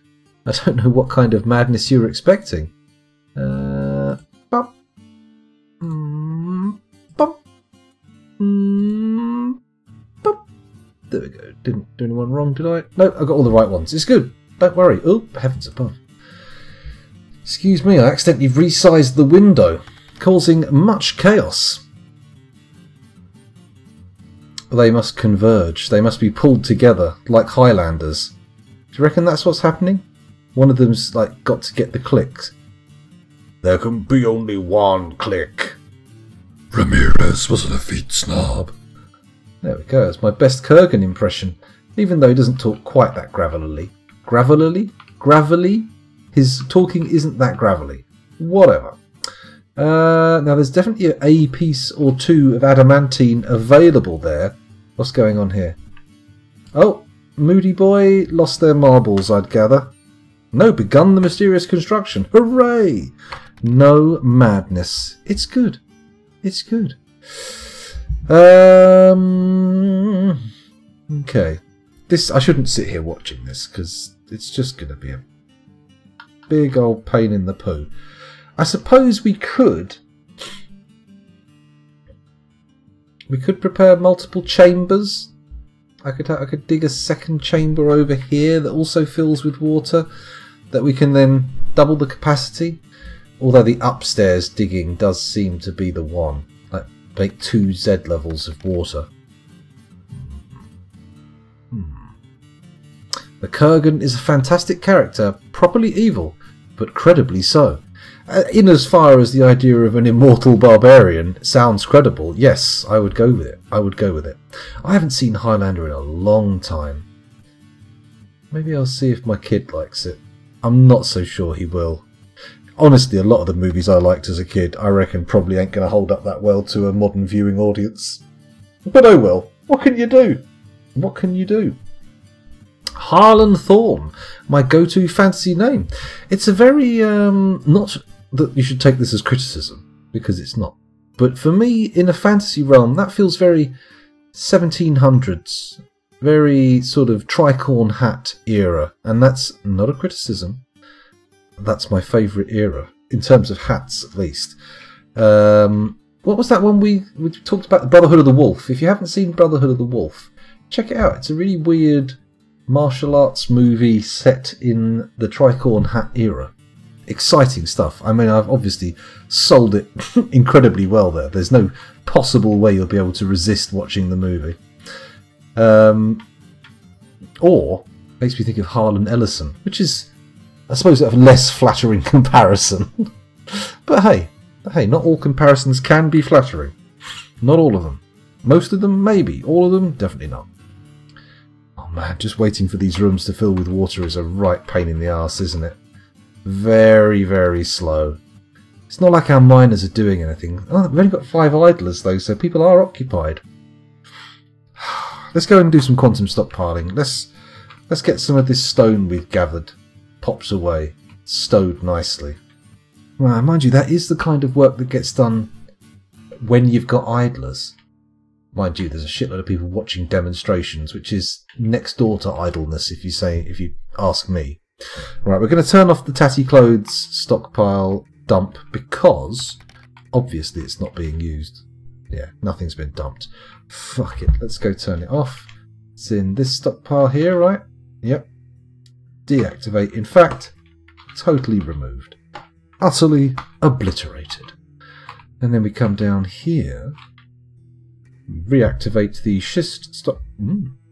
Faultig led Torish, the cook, has created Subtorad, a horse-bone spear. He claims it as a family heirloom. Spears? Bone? A good material for spears, I wonder? Subtorad dripped bodies, a horse-bone spear. Ooh, dripped bodies. Could be sexy. Could be a sexy spear, but it could also be a horrific decomposing body, so maybe not. 57 grand. That is pretty good for horsebone. Let's take a look and see what it's like. This is a horsebone spear. All crafts dwarfship is of the highest quality. It is encrusted with square, brilliant-cut black zircons, oval allanite cabochons, and rectangular cobaltite cabochons. Decorated with horsebone and encircled with bands of chestnut and oval-cut black zircons. This object is adorned with hanging rings of schist and menaces with spikes of schist. The description doesn't excite me too much. It doesn't sound that elaborate, but you know what? It's a valuable artifact spear. Hopefully someone in our military will pick it up. It's not like we don't have a legendary spearman to use it. I went to see it in the Glasgow Film Theatre, which is an old Art Deco thing. We watched it, we enjoyed it, but two young girls, maybe 20 years old, watched it and snorted at it all the way through, as if we didn't have a sense of fun in the 80s and took films like that entirely seriously. Well, I mean, how serious can a film be with a Queen soundtrack, right? We've got to have a certain level of camp employed there, right? Look at Flash. Oh, etc. etc. Horses famously have huge long bones. That's true. It's especially racehorses. Especially racehorses. We've seen them. We've seen their bones and the manner in which the Metal Gear Solid collectibles are extracted. Do you remember that Metal Gear Solid 5? Excuse me, spending ages looking for racehorse spunk. If we take the menaces with spikes of schist as that's what the spearhead is made of, maybe.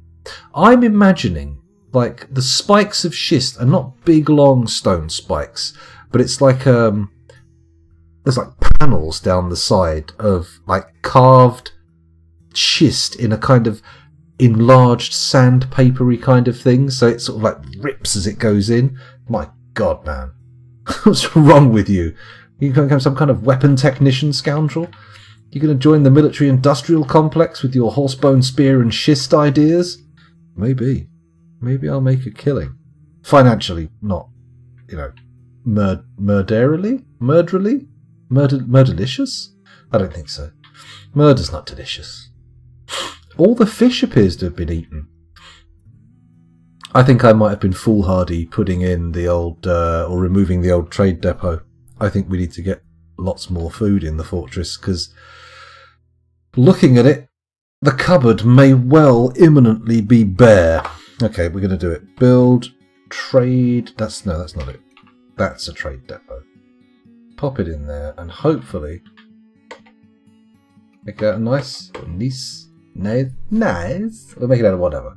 It's good. We've got that in there. Brimstone, quick lime bags, cave spider silk bags, kangaroo leather backpacks, frill shark parchment sheets.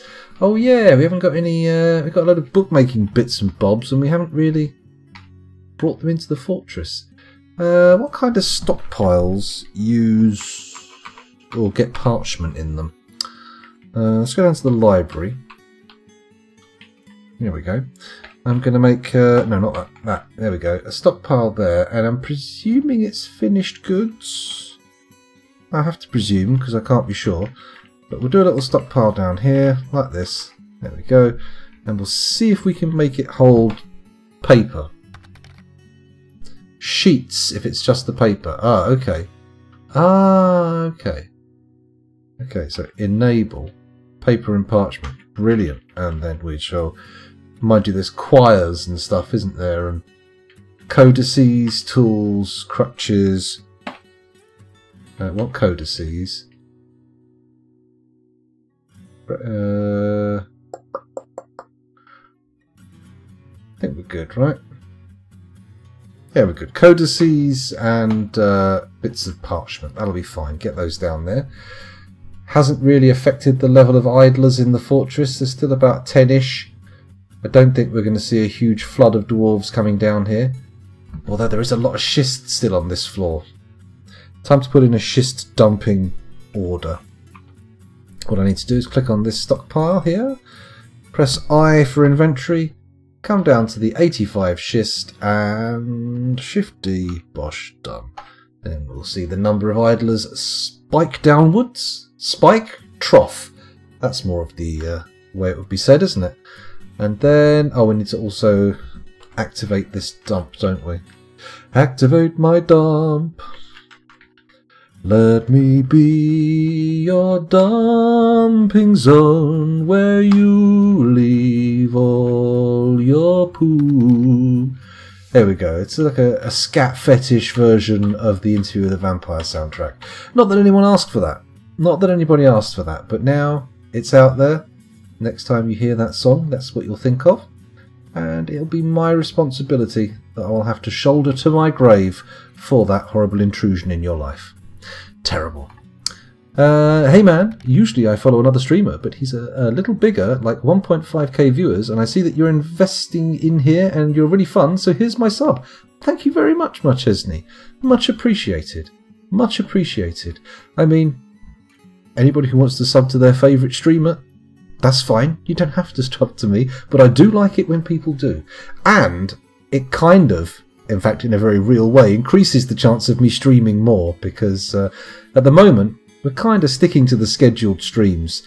I do occasional off-schedule streams, so sometimes, some weeks we get more than 2 streams, but we'll see how it goes. Certainly, we're getting to the level now with, like, I've had 30 subs before. It kind of oscillates around that number sometimes. And I must admit, I am starting to feel slightly guilty about the amount of content I produce for the amount of reward I am receiving. So maybe I do need to crank things up just a smidge, just a little bit, put a bit more content out there into the world. Not all Dwarf Fortress, of course. Not all Dwarf Fortress. I think Sundays and Thursdays is enough of my brand of Dwarf Fortress to satiate the market. I think that's likely. But then again, maybe other games, maybe people don't want to see other games. Maybe I will be hunted down, dragged out of my house, set on fire and strung up for the mere thought of not streaming Dwarf Fortress every time I go on Twitch. But hey, I'm going to have to take that risk. I'm going to have to take that risk, even though it's a pretty fucking gnarly risk. Really gnarly risk. I like moderately popular streamers like Mr. Scoundrel and Ms. Sal. I don't know. I don't think you can put me in the same category. I think moderately popular. I think I'm still very much in the amateur bracket and not really got any trajectory towards professional. But we'll see. We'll see. I reckon Sal's definitely on the trajectory, if you don't mind me saying, towards professionalism. I mean, actually, let's not put it that way. Professionalism very much abounds. Probably why she's on the trajectory to getting lots and lots of viewers. That makes more sense. Hello Findar, welcome back. Thanks for joining us again. Nothing wrong with more Dwarf Fortress. No, that's true. That's true. Well, the problem with my impromptu streams is they happen in an impromptu fashion, and it makes it awkward for anybody who keeps a set schedule to actually take part, which is terrible, but also kind of spicy, kind of exciting. Who knows, maybe one day I'll be an everyday streamer. That'd be nice, wouldn't it? Gonna have to make a few more pennies than I make at it now, but we'll see how it goes. Who knows? Maybe one day the dream will be real. Very exciting. RimWorld, a nice step away from Dwarves, but still the good shit. I could give RimWorld a go again. We have done a fair amount. Have I? Or am I misremembering? I've done some RimWorld on this stream. Maybe we'll give it a crack again. It's not like I don't have it sitting there in my library. You're more than welcome, Sal. More than welcome. Well, you very, very, very clearly put more effort into your content, your output than I do. I mean, that can be told with just a casual glance. Sausage pie. I could do with a sausage pie. I mean, anything with sausages in right now would be pretty good. I am very hungry. I didn't eat until dinner time today. I just sort of went, no, fuck it. I'm going to power through the TV series. I can't be asked to do lunch or have breakfast even. Well, to be fair, I slept through breakfast. But we had a nice chilli for dinner, though. That was good. Kids were at my mum and dad's, so Kel put a bit of spice in it. It was good. Not enough spice to blow the old bumhole out, but just enough to give the little tongue a tingle. Which is good, I think. It's a nice, happy medium.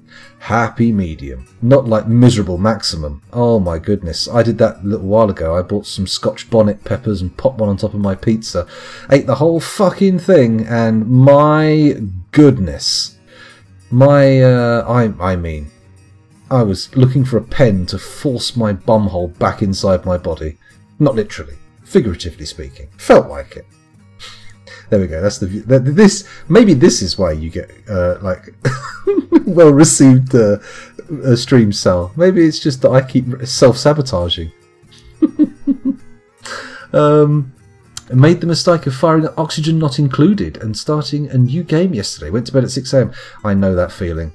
I know I've told this story before, but for me it was one of the Civ games. I can't remember if it was Civ 4 or Civ 5, but I remember playing it for so long that I sat there thinking, this is a new sound effect I haven't heard before. What's all this bird song shit? Have I entered a new era? And then I realised that no, I'd just stayed up until the birds came up and it was 6 AM and I really should have had some sleep. But hey ho, I wasn't getting any now. It was good. Oh, I love Toad in the Hole. It turns out that Greggs will deliver for £1.50, so it makes breakfast easy. A Greggs breakfast. Such decadence. My goodness. You bring to mind images of Thulsa Doon's throne room with that big cannibalistic cooking pot and the gigantic wrestler dudes covered in oil. Is that reference landing, or have I mauled that one? I'm not sure that reference landed, but hey, never mind. James Earl Jones is incredible in that movie. Incredible. Although it has to be said, if you really want to get the maximum pleasure out of Conan the Barbarian, the Arnold Schwarzenegger version, you really must watch the documentary, not the documentary, the commentary on the DVD version. Splendid stuff. Although, having said that, John Carpenter's DVD commentaries tend to be quite good as well, especially when he's got old Kurt Russell in there. Curtis Russell. You know the man. Anyway, where were we going? I've not heard Sal discuss anal prolapse on her streams, but maybe I missed that one. Well, I mean, I don't think you've missed it. A Minecraft server. That's interesting. That's interesting. The only downside to a Minecraft server that I see is the pull it has with kids. I'm not saying that grown-ups don't watch Minecraft videos. I do. I've watched a good few Minecraft videos in my time, and every now and again I'll boat up a Yogscast video and watch some Minecraft. Not been so much of it lately, but, I'm not opposed to it. But it does bring in the kids. I remember the last time I streamed Minecraft and everybody in chat had a good few octaves on me verbally in chat. There was, and perhaps a good few centimetres on their testicular droop. That's a weird way of saying kids, isn't it? Well, young man, you appear to have significantly less droopier balls than I do. You must be prepubescent.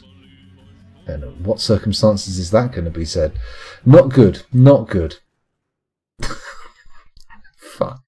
Ah, yes. Yes, the man who questions why he doesn't have quite the level of success he might. While demonstrating why that success eludes him so eternally. No, it's an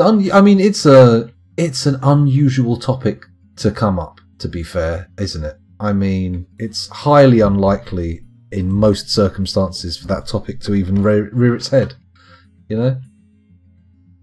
I mean, obviously, I mean, some of you may be proctologists. For all I know, maybe you're all medical professionals, but maybe if you are a medical specialist in the old bum hole, then maybe that is something that you would... Well, that actually, no, thinking about it, that's even worse if you're a proctologist and you say that.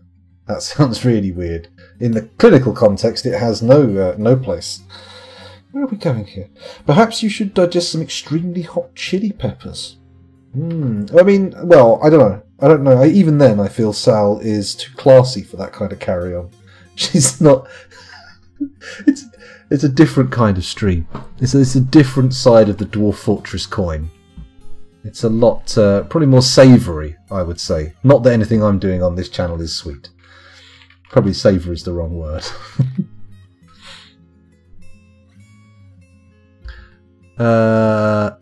I can imagine it's more of a draw to the underage audience, but I've been enjoying playing Minecraft recently, but it's hard to stream on a server with other players who aren't content producers. That is true. That is true. It can be a bit difficult. People just coming in to cause havoc, or even not even that, just, you know, turning up and interrupting recording and stuff like that, I would imagine. But I've done a little bit of Minecraft. A little teensy weensy bit of Minecraft on my stream, but a long time ago. My son would flip his lid, which, I mean, much as it makes me happy that my children would like to watch my streams, the idea of them actually watching my streams until they're adults makes me think, oh god, probably shouldn't tell them about this. This isn't good. This isn't... Daddy, what is an anal prolapse? Google it. No, wait, no, don't Google it. I'll, let me tell you. Let me tell you all about how my ass got turned upside down. Not literally, that's not how it works, is it? Not upside down, inside out. Upside down, inside out. Stop it, scoundrel. Come on. Come on. I do find smaller 2 to 5 person Minecraft servers a lot of fun. For producing content, there's a kind of a sweet spot of people that you want interacting with each other as well. Like, too many people becomes chaotic and difficult to understand, and it's a low number. Like 4 is very much butting up against the number of people where, like, a conversation or just communication can become chaotic. I did play Minecraft with some friends maybe 6 or 7 years ago, but it's almost like a dirty secret because it's so full of kids. I know, right? I mean, it's very much of the lineage of Dwarf Fortress. It doesn't have the sort of narrative strokes. It doesn't have the sort of world-building breadth and depth that Dwarf Fortress has. But everything it loses in that regard, it sort of picks up by having that Lego kits type building. There's not many games have managed to actually capture the kind of the fun and the freeform building in Minecraft in anywhere near the way they have in Minecraft. Like, so many survival games and building games just don't quite have that same crunch as modded Minecraft. I do love a bit of modded Minecraft. Oh man, where was I? Well, I'm glad you're laughing. Chuckle away, chuckle away. Have a good old giggle. I can't say I've ever streamed it. I mostly do strategy games, but I think it's a good choice. Yeah, I mean, I'm suddenly now trying to rack my mind thinking of a strategy game that's worth recommending to you. But if you frequently play and stream strategy games, you probably know more of them than I do. Let me have a quick peek at my library in Steam while we let the game tick along in the background. I can see it in the OBS. In fact, you know what? If I go down to the water zone. Oh, it's all full. Well, hello.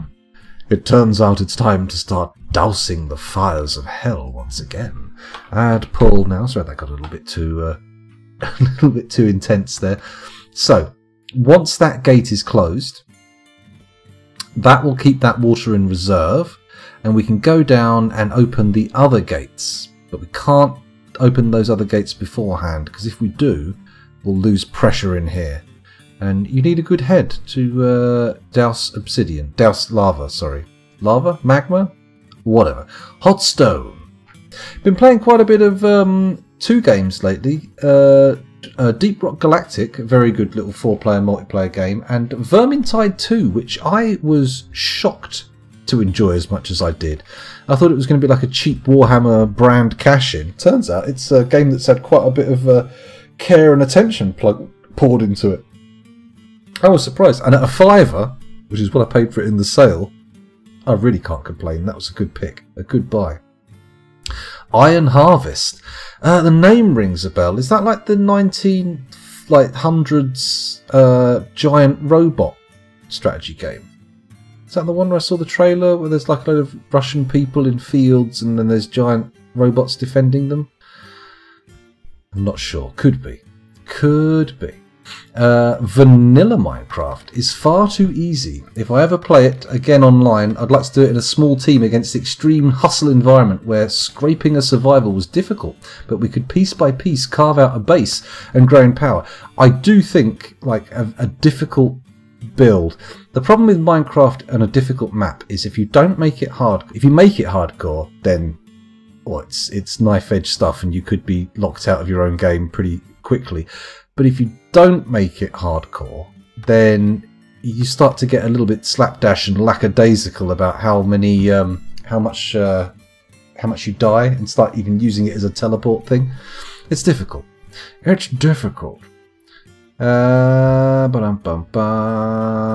there are there's a good load of mods you can do for developing, for building up bases and stuff. I do love a good base. I think I'm the only person in the world, says Righteous Boner, who hasn't played Minecraft or Skyrim. I think, well, to be honest, Minecraft will be good if you ever decide to pick it up and play it. You're never going to pick Minecraft up and find it's aged beyond its, it's still going to be a fairly classic game even down the line. But I think you've missed the boat on Skyrim. Skyrim is now not that great a game. It's aged past its prime. Its sell-by date has been met. Anyway, where are we going? Is that the squad-based thingy in Poland with a mech-based World War II march? Right, yes, I think it is the same game. I think that's the same one I'm talking about. I'll have to give it a look. Minecraft has gotten a good bit harder recently. Vanilla or... because my kids still play it fairly frequently, but they play the Windows 10 edition because they offered us, because we already had 2 regular Java edition accounts. They gave us free Windows edition accounts, which was pretty cool. So we've got it on whatever platform. I've got way too many copies of Minecraft. PlayStation 3, got a copy on the Switch. We've got the Vita copy. I've got 2 PC Java edition copies and 2 PC Windows 10 editions. Oh my god, how many times have I bought that game? Let's go up top. It does look pretty damn good. Oh, the Iron Harvest game. Yeah, the premise is interesting. The setting seems interesting. I've got to give the gameplay a go. Do they still make FTB mod packs for Minecraft? I believe so. Righteous Brenner says, by the way, I started watching Lovecraft Country and it's good so far. I thought that was good.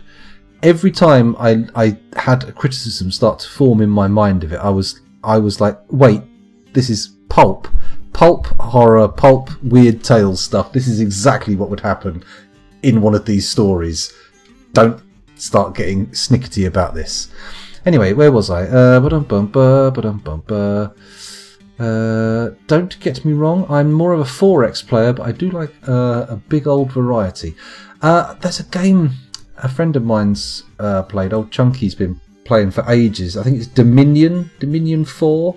I'm often tempted to pick it up, but it's very... I like a good 4X. I don't mind a bit of 4X. Where are we? There are huge problems with Skyrim all around the way it's balanced and leveled, and the fact that all of the dungeons are exactly the same. That really doesn't work. Bedrock Edition is alright. It adds a little but plays weirdly. Yeah, and they want you to pay for all the fucking mods, which I'm like, no. I want Minecraft skins. I think that boat has sailed, Microsoft. Thank you very much. I shall return to the Java edition. Yeah, it's optimised for sort of the Xbox and sort of Windows 10 environment. That's kind of the Xbox One environment. That's where I think the Bedrock Edition's sort of sights were set. Sal says the vanilla game has gotten quite a bit harder. The Nether is quite deadly, and there's new mobs in the normal world which are hard to fight. BattleTech, the God game? Question mark. Is that a different game? We'll have to catch up with that one. Oh, sorry. Findar says, I spent 4 hours troubleshooting today to figure out why I had no audio. Finally traced it down to my amp control unit for my speaker system apparently having gone wonky and somehow taking out all the audio in the PC. Interestingly enough, the new speaker system that I had ordered was delivered yesterday and was sitting in the hallway. Perfect. Perfect. A mech game? Oh, okay, we're getting confused now. I don't know what White Rook was talking about. White Rook was talking about for the God game. And BattleTech. I haven't played BattleTech since, God, one of the 90s versions. The Epic Game Store's got a recent one, hasn't it? Why are we up here, by the way? A human caravan. Okay, have we constructed the trade depot? Oh, by the looks of it, we have. And it's nice and clean. Look, empty. Although there appears to be an enormous stack of shit just outside. Which is fine. Which is fine. Won't be a problem. It won't be a problem. Traders will come and everything will be just tickety-boo. Let's call the trader in. There we go. Old Vukar hasn't had to do any trading in quite a while. I'm sure he'll be happy.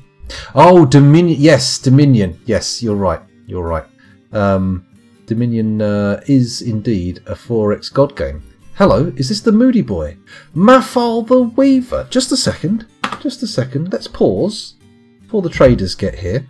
And we're just going to check to see if Mafal is still super sad. I'm going over to Dwarf Therapist now. Just doing a quick read of the dwarves. We had 142 adults, 4 children, and 1 vulnerable baby. And we now have exactly the same number of dwarves living in the fortress. If I sort by happiness, bear with me. Mafal and Alath, both very much sad motherfuckers. And with that in mind, let's turn to our psychological medical professionals and say, excuse me, would you mind applying the latest techniques in dwarven psychiatry? To which they will say, yes sir, I would love to pull the lever that squishes the sad dwarves. Good, thank you very much. Thank you very much. Ah, I'm glad I can do your speakers a little go. I tell you what, this might sound good. Let's test the depth of range of your speakers by turning on the pitch shifter. Here we go, you ready? Here we go, I'm going to mix this, I'm going to harmonise with myself. Hang on, not quite ready yet. You ready?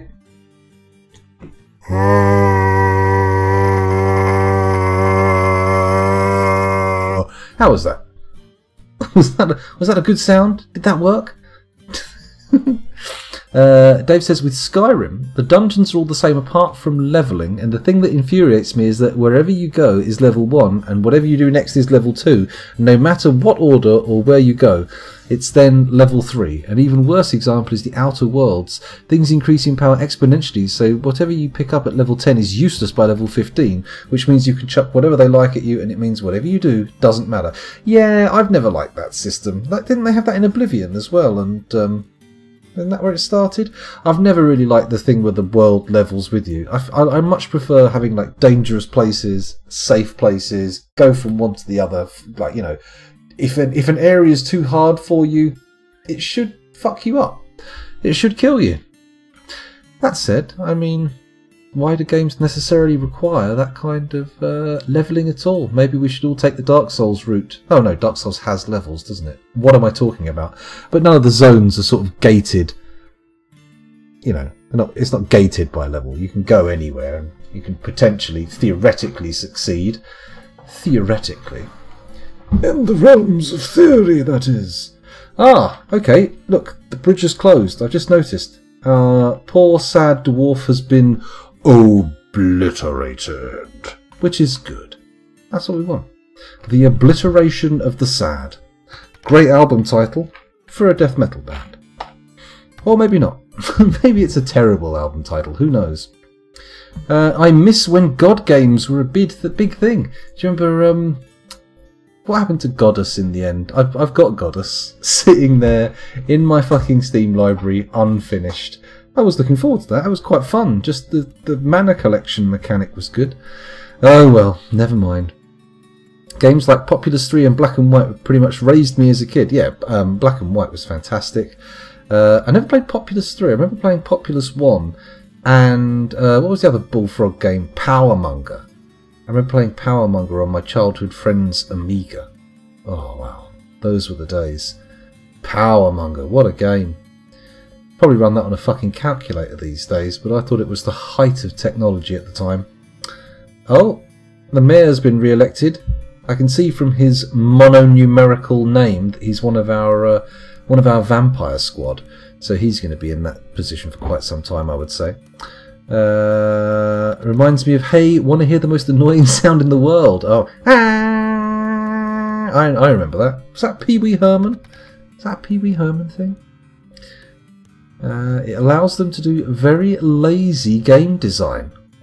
Oh, yes, the Skyrim thing, of course. Yeah, well, that's the problem. You never really feel under any super threat in Skyrim, to be honest. And now that the visual fidelity is not quite top tier anymore, say not quite, now that the visual fidelity is no longer top tier, it really doesn't do much. I'm hoping that Elder Scrolls 6 isn't just going to be a sort of photogrammetry reskin of the formula, but judging by the way Bethesda's been making games, I don't think they're considering the idea of shaking their formula up anytime soon dramatically. And financially, why the fuck would they? Why would they? No, I never finished Powermonger, Harold Beaver. I only played it on a friend's computer, so I barely got past the first few islands. Also, I would have been like 8 or 9, maybe 10. I don't know when Powermonger came out, but I would have been very young and not fully capable of comprehending computer games, even as I am now. Black and White 1. Oh, hang on. No, I can't remember if it was on my Atari 520 ST or whether it was still on the 800 XL when I first played Populous. I remember that back when it was either the Amiga or the Atari ST as the choice. Those were the days. So many games. Black and White 1 was fantastic. Black and White 2 was alright. Not nearly as good as the first one, but still better than most games I'd see today. Possibly. It's very good, though. I do agree. I did enjoy those games. Dungeon Keeper was very good. I really enjoyed that at the time as well. I never played the first 2 Populous games, but I got the third one when I got a PC as a kid. See, I don't remember the third one. I remember the first one being very graphically simple, and I don't know what I played that on. But I remember the second one being Greek-themed. Had lots of ancient Greek gods and stuff around. Or maybe I'm misremembering. I'm not sure. I only play Skyrim modded nowadays. Well, it's the best. It's the way. It's the way to go. I've got so many games to get through. I still haven't finished Death Stranding. I still haven't finished Red Dead Redemption. Although I don't really want to finish Red Dead Redemption. I think I'm just going to forever pootle around in that game and never really just take it to the end. I'm not so fussed about the story. It's just fun to be in that game's world, I think. I bought an Atari Mega STE and it's got problems, so I'm having to resolder every single joint on it. Fucking hell, Dave. You've got some patience there, really. I don't think I'll be able to do that. I don't think I'll be able to actually sit down and do soldering. I'm not very good at it. Bit of 3D doodling in Blender? Not a problem. Actually soldering stuff so it works? Probably a problem. Probably. Obsidian is the new Bethesda. What did they make that Outer Worlds game though? Because I must admit I saw that and it doesn't intrigue me. It doesn't pull me in. I must admit though, ever since I played Disco Elysium, I am scared to play another computer role-playing game in case I taint that beautiful artwork's legacy. If you're looking for a CRPG and you haven't played one for a little while and you're getting a bit jaded with the tropes of the style, just pick up that game. It is absolutely fucking brilliant. I would definitely suggest Populous 3 if you ever want to take a step back in the past. Maybe. My son is very into retro games. He's only 9 years old, but he does love trying older stuff. So maybe I'll try and tempt him with a bit of Populous. We'll see how it goes. Liko Mizboikin. On behalf of the Merchants Guild, let me extend greetings to your people. There is much to discuss. No, there isn't. Go away. Stop bothering me. I have things to do that do not involve you. Away with you, sir. Done? Ugh. Son of a bitch. Excuse me.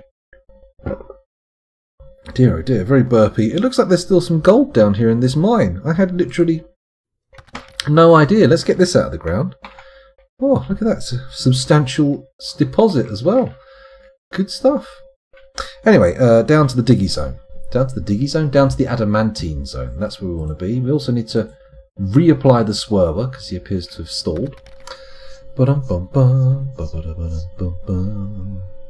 third Populous was years and years later. Populous 1 and 2 were 80s. Populous 3 was late 90s. Oh, okay. But late 90s would have been like, oh no, I was out at the PC.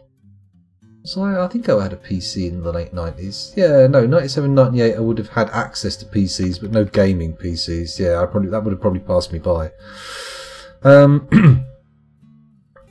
I could not do the 3D doodling. I'll stick to soldering. Wow, there we go. each to our own skills. That's the best way. We need more hunting Red Dead streams. So yeah, I should probably do that. Boot up Red Dead a bit more, get out there, shoot some more animals, try and get some bears. Oh man, I ate that fucking woodpecker. You know, remember I hunted that woodpecker and actually got hold of one, was very excited, it was a perfect carcass. I only went and fucking cooked it, didn't I? Completely removing it from my inventory. What a silly prick. I did some surgery on my previous monitor's power supply a year or so ago. Desoldering all the capacitors and replaced them all. Worked like new again. Ah. Interesting. Oh, on the power supply. For some reason I'd missed that part of it and I thought, oh, the monitor, taking it apart. Very risky strategy. But for the power supply, well, I suppose it's risky in different ways. You're less likely to balk the screen itself, but you may well vaporise your own parts. I've had a capacitor. You know those old disposable cameras you used to get? They'd come with the film pre-packaged and you'd send the whole thing off to get processed and they'd send you your pictures back. I used to take them apart, take the batteries out and just develop the film separately. And I once was unscrewing one with a knife at the dinner table for some reason, like a sharp steak knife as well.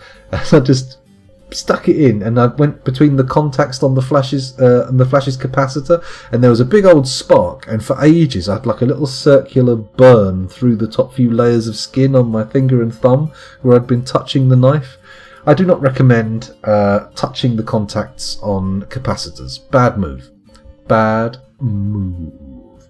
Soldering is very pleasant. Oh, it does look like a pleasant pastime, but it's also requires electricity and soldering and solderable stuff, which, I don't know. I'll stick to my digital realm for now, I think. Certainly cheaper to acquire shit. They made Fallout New Vegas and The Outer Worlds. I personally think Fallout New Vegas is the best of the 3D Fallouts, but I'm not sure.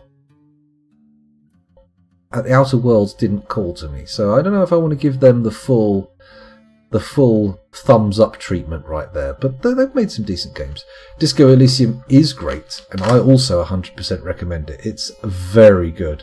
I mean, I should feel ashamed because someone on the channel gifted it to me. So one of the viewers gifted it to me, and I went, maybe I'll give it a go. And I booted it up to give it a try, thinking, no, this probably won't be very good. And it was so good, I played the entire thing without streaming it, and then had to sheepishly sort of say, oh, I'm sorry, I just basically played it on my own.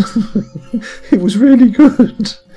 Just truly the worst streamer in the world. Anyway, where were we? Let's get back into the game because we've been sidetracked quite dramatically there, and it's 2:30 already. We've only got above a half hour or so to go. Jesus Christ. Let's take a little peek at this then. We've got all of our water built up. We need to flip the switch down here to dampen the zone. Here we go. Add pull now. There we go. Once that's pulled, this floodgate set here will open. It will start dousing this area, which I'm pleased about. Once this area has been fully moistened, then we'll open up some of the bridges on the top, and hopefully the combined flow will turn some of this magma into obsidian, but we'll have to see how it goes.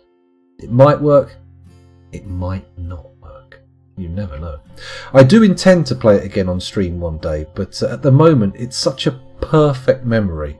Just not expecting it to be the kind of game it was. No combat in it whatsoever. Well, there's combat in it, but there's no sort of combat mechanics. Everything is resolved like a tabletop role-playing game with roles and stuff, and I mean, so refreshing. And the writing is excellent, really excellent. Fallout New Vegas is very good. Outer Worlds is derivative, tropes, generic, predictable plot with bland gameplay which is balanced by brute force. Much worse than Skyrim or Oblivion. Heavens above. Thank you very much for the follow there. Much appreciated. Well, that's strong words there from Dave Velociraptor. That is my sort of like surface reading of the game, though. I have to say, I do not, having not played it, I can't really give you a fully formed opinion of the game, but I did look at it and think, this is not singing a song that I want to dance along to. So I didn't. I never played it. My Xbox Game Pass special deal expired before I could finish Resident Evil 7. That was annoying. I was playing that with Kel. We're having quite a bit of fun with that, and unfortunately it looks like I will never see the end except for that time I watched Sips play it. Oh wait, no, Sips never got to the end, did he? Did Sips ever complete Resident Evil 7? I'm not sure. And now he's deleted all of his VODs, I'm sure I'll never find out. Yeah, exactly. I don't want to see the edges, if you know what I mean. You know, sometimes you can play a game once through and feel like, wow, that was a deep and immersive experience. I wonder what the other endings are like. And then you play it again and you're like, oh, I was on very narrow rails and I didn't even realise it. And I don't want that sensation. I don't want, even if that isn't the case, I'm not sure I want to risk that whole thing. Because, I mean, that game is just, if you don't know anything about it, go into it blind. It's incredible. Because, I mean, they put a lot of effort and care into making a world. They've gone into the amount of effort that you'd go into making a brand new fantasy setting. Except it's not a fantasy setting, it's a sort of pseudo-modern era 20th century setting. It's just so good. Just so good. I have this feeling with Hollow Knight. I don't want to ruin it. No, I've never played Hollow Knight. I've never given that one a crack. The name definitely rings a bell. I think I've seen the thumbnails and stuff. You know what I want my family to play Overcooked with me. I got it free on Epic Games Store and installed it. I took my computer downstairs one day when we were having like a big special like family night. I was like, let's play Overcooked. We played it once, and apparently I get too stressy and shout at people. So won't be playing that one again. Won't be playing that one again. Hello Redbeard964, welcome to the stream. Sorry, that wasn't directed at you. I just happened to need to fart after saying your name. I apologise. Oh, God. Maybe I don't need to apologise. Punishment enough has been meted out. Came in late. Which game? Disco Elysium is what we're currently talking about. The game all the love's being poured out for. If you see that at a good price in a sale, I would pick it up. And to be honest, if you're in the market for a CRPG, I would pick it up even if it's not on sale. It's well worth it. A lot of carpet frogs. That's right, carpet frogs. It's more like fucking rug wolves, the amount of noise they make. Like the howling of the wolf. Dinner for wolf. There we go, little Subotai quote from Conan there, just in case anyone was wondering what I was going on about. I could dig out this 1 square of obsidian, but I don't really feel like it's going to make any benefit. I suppose I could also start channeling out here, but that's not an optimal place to be sending Do we really need to dig down there? I don't think we do. Oh, come on. Somebody flip that fucking switch. Is anybody going to do it? Have I even put the order in? I definitely put the order in. This is pretty defiant stuff, dwarves. Come on. Let's not fuck with Overlord Scoundrel. Let's do what he's asking when he asks us to do it, yeah? Yeah? No, apparently not. Right, back up to the surface. Holy shit, we forgot the traders! Heavens above. Let's trade. Presumably they've brought all the tradable stuff up. It's going to be great. It's going to be great. Would pumps help? I mean, I don't know. I mean, not. They might refill the room a bit quicker, but I don't know exactly if we, if that will be enough. Because I'm not sure what the problem is. Why none of this lava's turning into obsidian. I kind of thought that dropping it from above, because it seems like if you channel a square with water in, and there's obsidian below, bosh. Sorry, if there's magma below, bosh, obsidian. But just dropping it from a height, that doesn't seem to have worked. So, what's the deal, huh? What's the deal? Umber, greetings. The crafts dwarf ship of the dwarves is unparalleled. Let's make a deal. Sure. Let's deal or no deal. Well, I'm going to buy all your bars. Actually, am I? Do I need bars? I don't think I do. I've got no requirement for bars whatsoever. And I kind of want them to haul away some of our tap. But can I be bothered to take bars? Go on then. Fuck it. We'll buy all their bars. It's not like we don't have the trade value. Some platinum bars might accidentally get used to make a hammer in a mood. You never know. Table cut blue diamonds. Let's buy all their gems. Fuck it. Do we buy their blocks though? I don't think so. Blocks, you have to draw the line somewhere. We'll buy no blocks from these people.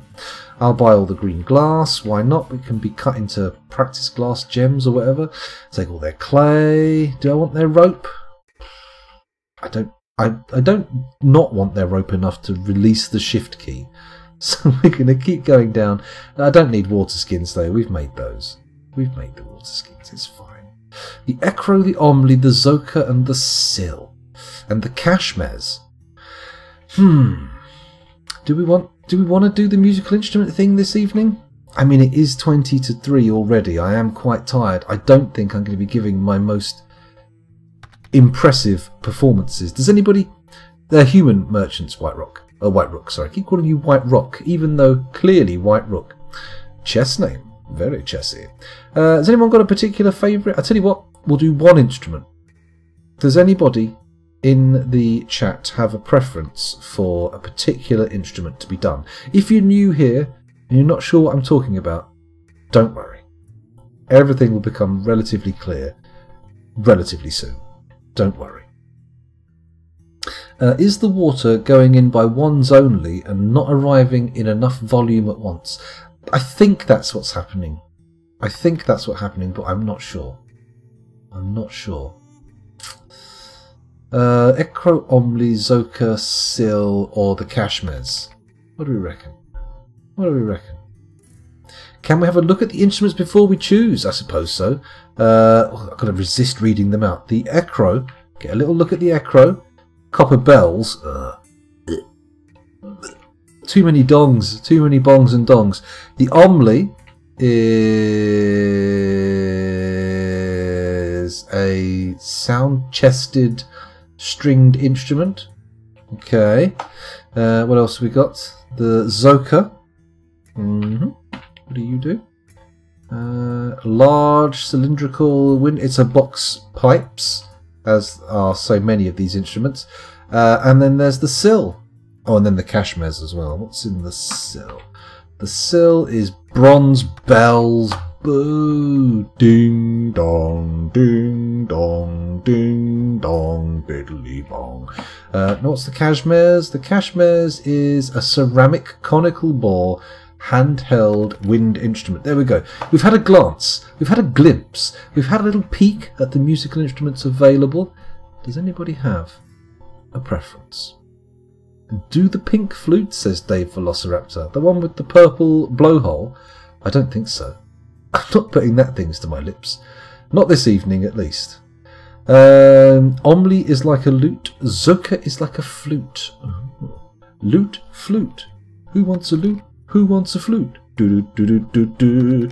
I think no. One of them was one of the box pipes. Because we have a number of bagpipes with a box instead of a bag in this world, and one of them has like fucking 30 pipes or something. Insane. Lute for life. So the Omli. The Omli appears to be the instrument that has won. I say the poll. It wasn't really a poll. I just waited for somebody to say the name of one. And then went for that one. It's good. We'll go for the most expensive Omli. Oh, they've only brought one. They've only bought a single Omli worth 360. Of course, the Sill worth a lot more money, but it is a set of bells. Very disappointing. Probably best to mute Mr. Swerwer so I don't befoul his legacy. There we go. Oh, what's going on here? There we go. This is an earthenware Omli. The yoke is made from earthenware. The sound chest is made from earthenware. The strings are made from bronze. The bow is made from silver. The Omli is a mid-sized, handheld, metal-stringed instrument with a ceramic yoke and a ceramic body. The strings are suspended from the yoke down to the body, and the musician plays the 36 strings with a metal bow. Tuning is accomplished by pegs. Tuning is also possible using small levers. The instrument has a 4.5 octave range, going from a mid-low to an extremely high pitch. The instrument has a clear, broad, fluid timbre. Okay, interesting. So, it's not quite the lute you anticipated, White Rook. It's not quite the same, but I will do my best to mimic this fictional instrument. So, it's a mid-sized, handheld, metal-stringed instrument with a ceramic yoke, a ceramic body, strings, 36 strings, and you play them with a bow. So, handheld with a bow. Now, most bowed instruments, you hold the instrument like a violin or a cello or whatever, and you run the bow across the strings. I don't think that's how this one works. Personally, I think you hold the bow and you get your little strings and you move the things up and down. That's how it works. So it goes. Hang on, let's check it. Clear, broad, and fluid. So it's got to be clear. It's got to be broad, open and wide, and fluid. I'm not entirely sure what we're going to go for with fluid. Fluid,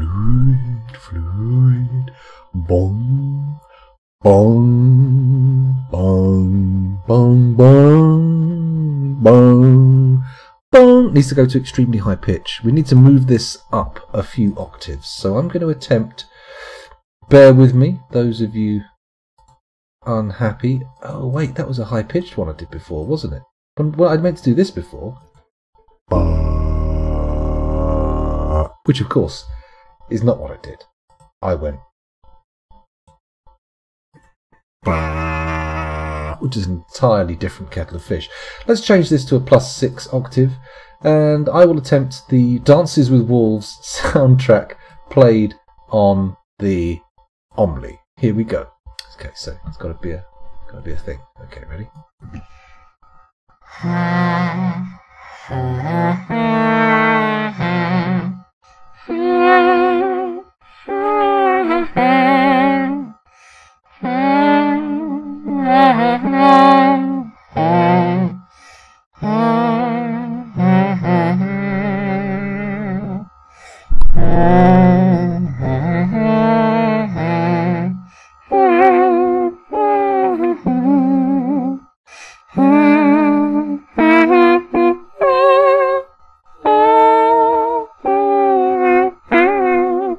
There we go. I'm not entirely sure it was a faithful recreation of the musical instrument, but I think in terms of the pieces of music that I've attempted to do on this stream, it's not one of the worst. It's not one of the worst by some margin. It's one of the better ones. Okay, and it's brought us all the way up to 2:45 in the morning as well. Fucking hell. Let's get this trade over with. Let's see what they've brought with us. You know what? We're going to buy all those instruments. I mean, why the effing heck not? Why the fucking heck? Excuse me. Burping away. Bring back up the flavour and with it the memory of beef and onion crisps. Boars? Do I want to buy a boar? I don't really need a boar. I don't need a grackle. I don't need dogs or alpacas. I don't need hedgehogs. I wonder if you could cook hedgehog and then have it sort of and cut it so that the little spines make little like cocktail sticks for the lumps of meat, like one of those cheese board, you know, the half grapefruits with the bits of cheese and stuff and pineapple on at the party. Do you know those? Am I losing people? I've probably lost people a long time ago, I would guess. Donkeys and ducks don't excite me. Red-winged blackbirds or peach-faced lovebirds give me no excitement. Billy goats? No. Billy Zane goats, maybe, but billy goats? No. Crows, reindeer bulls, cockatiels, mountain goats, all very boring. Very quotidian, very tedious. Ooty's warrior extract? I don't want to know what Ooty's warrior extract is. That sounds bad. Sounds like the kind of thing you don't want to be drinking. Artichoke wine. I mean, I'd drink it for the japes, you know. Someone said I'd make this artichoke wine. I'd be like, oh, I'll taste it. But I don't think I'll be cracking open and necking a bottle of it. That seems like a bit much to ask. Iron weapons, wood training weapons. You can stick those up your fucking ass, sir. I don't need your half-price bargain basement bokken. Bokken? Dokken? Bokken. I think it's a bokken. It's a wooden training sword from Japan, right? Dokken's a hairband. They could be the same thing, to be fair. Not seeing anything exciting here. Iron breastplates, sheep wool shirts, copper high boots, wool socks. Oh, God, the boringness. Give me the food. That's the one thing we're concerned about, really, and the only reason I built a trade depot and am interacting with you. Come on. Hemp robes, alpaca wool bags, giant bush tits, leather bags, sorry, not just bush tits.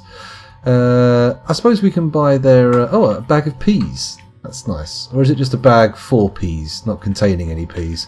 I'll buy all their cloth and their leather, because why not? Why would I not buy all their cloth and leather? We can use it to make glorious clothing for all of our fortress citizens. That'd be nice, wouldn't it? A bit of wolf leather. Very classy. Very classy indeed. Hemp cloth, leather bin, experiment of handle controlled leather. Oh my god. Heavens above. There's a lot of leather coming from weird necromantic experiments. I wonder if they've managed to make a form of creature that can just keep regrowing its skin after you peel it. I mean, that would certainly revolutionise the leather industry, right? Repealable creatures? I mean, come on. Let's get talking about this. Let's get this going. Giant peregrine falcon bone figurine of humans. Now, let's just think about how long someone has to play Dwarf Fortress to look at that little string of letters, which undeniably says Gunt Peregrine Falcon Bunfigrin of Huns, and just parse it out to be the correct interpretation, which is, of course, a giant peregrine falcon bone figurine of humans. Look. This is a giant peregrine falcon bone figurine of humans. The item is an image of 3 humans in giant peregrine falcon bone. It is encircled with bands of finely crafted cushioned dacite cabochons and well-crafted pond turtle shell. Very exciting, but we don't really want it. A borax scepter. I don't even know what borax is. Up until the point I played Dwarf Fortress, my only interaction with the substance borax was via the Peter Jackson film Meet the Feebles, where I saw someone snort a load of borax and then melt as a walrus said, "Fucking borax." So there you go, that's my prior experience of borax. Do I want to buy arrows and bolts? Not really, they don't have much practical use for me. We aren't using any ranged weapons. Large rectangular violet spessatine cabochons, not lurg rectangular vloot spusseltuten criberton, as it is spelt.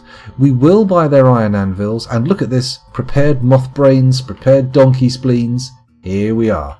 Prepared gigantic panda heart. It's not a giant panda, it's a gigantic panda heart. That's in fact the whole reason the panda died. Heart too big. Just couldn't work. Oh, that was dark. That got very dark. Apologies to anyone who's lost someone to having a just fucking giga heart.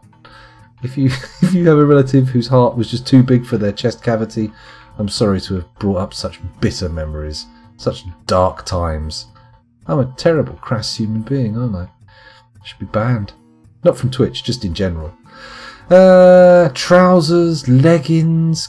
God, it's difficult to make this screen of text exciting, isn't it?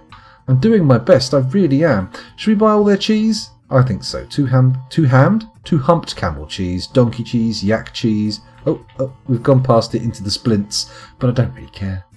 I don't really care. Sounds wonderful. When are you dropping the mixtape? You can't leave Sal to corner the market. What, Sal released a mixtape? Are we suddenly now engaged in rap battles? Is that how it works? Blackberry wine. I love a bit of blackberry wine, I have to say. You don't see so many of the non-grape wines knocking around. You can't pop down Sainsbury's and buy yourself a little bottle of peach wine. The best I can get is apricot brandy. It's a shame. It's a shame. It looks like they brought some books with them. Let's have a little look at those. Honey, I have shrunk the heart. No, that's the opposite. The exact opposite is the problem, righteous boner. A mineral, a mineral often used in creating home and industrial detergents. Interesting. Oh, I think the character who melted was like a fly or a dirt monster or something of some kind. I can't remember. I didn't know Sal made a music album. No, I had no fucking idea. When was this? When did this happen? I missed this entirely. While I wait for this to unfold in chat, let's take a look at some of the books they brought. The Trees. The Truth. Now this sounds like elf bullshit right down to its core, so let's be careful reading this in case it melts our brains. This is a folly of fatab parchment scroll. The rollers are made from andesite. Written on the item is a guide entitled The Trees, The Truth. It concerns the forest retreat River Squirted. Overall, the prose is amateurish at best. Okay, interesting name of a town, but we're not swayed by that. I mean, sure, I'm buying it, but it's not going to go in the sexy library. Common Sense Snamo's Icemaline. Okay, I'm not entirely sure what that could possibly mean. This is a well-crafted, giant snail parchment scroll. The rollers are made from cassiterite. This object is adorned with hanging rings of giant deer bone. Written on the item is an essay entitled Common Sense Snamo's Icemaline, authored by Snamo's Icemaline. It concerns the studies of the goblin Snamo's Icemaline in Feldorns in order to be with the master in the early spring of 47. The writing drives forward relentlessly. Overall, the prose is amateurish at best. No, it doesn't sound very exciting, but we'll get a copy anyway. First the tree, then the world. Now this has got to be elven bullshit, right? This is a giant black bear parchment scroll. The rollers are made from saltpeter. Written on the item is a guide entitled First the Tree, then the World. It concerns the forest retreat Scrape Snarls. Overall, the prose is passable, but to be honest, the description, the blurb, hasn't brought me. I don't want to read it. I don't care. Let's move on. Perseverance and the Universe. Is this really going to be exciting? The title could be interesting, but... written on the item is an essay entitled Perseverance in the Universe. It concerns the value of perseverance. The writing is fairly cheerful. Overall, the prose is great. Well, self-help's not really my thing in terms of literature, but we'll get it anyway. Giant grey squirrel leather leg head? I don't know. An iron boning knife? Heavens above. Is that what was strapped to the front of that guy's outfit in 7? When old K-Spaz made him bone that prostitute to death? That came out bad, didn't it? First of all, calling him K-Spaz really... That's... Ugh. Left a bad taste in my mouth. Swan Parchment Scroll, Princes and Nothing More. This is a well-crafted Dog of Psylob Parchment Scroll. The rollers are made from nice. This object is adorned with hanging rings of rope reed and menaces with spikes of sterling silver. Written on the item is a novel entitled Princes and Nothing More. The work has no particular subject. The writing is excessively ornate, yet it has moments of cleverness. Overall, the prose is amateurish at best. Sad. Very sad. Excuse me. Well, I think we've found all of the stuff there. Oh no, the humble offering to the mountain home. Sounds boring, but we'll buy it anyway. The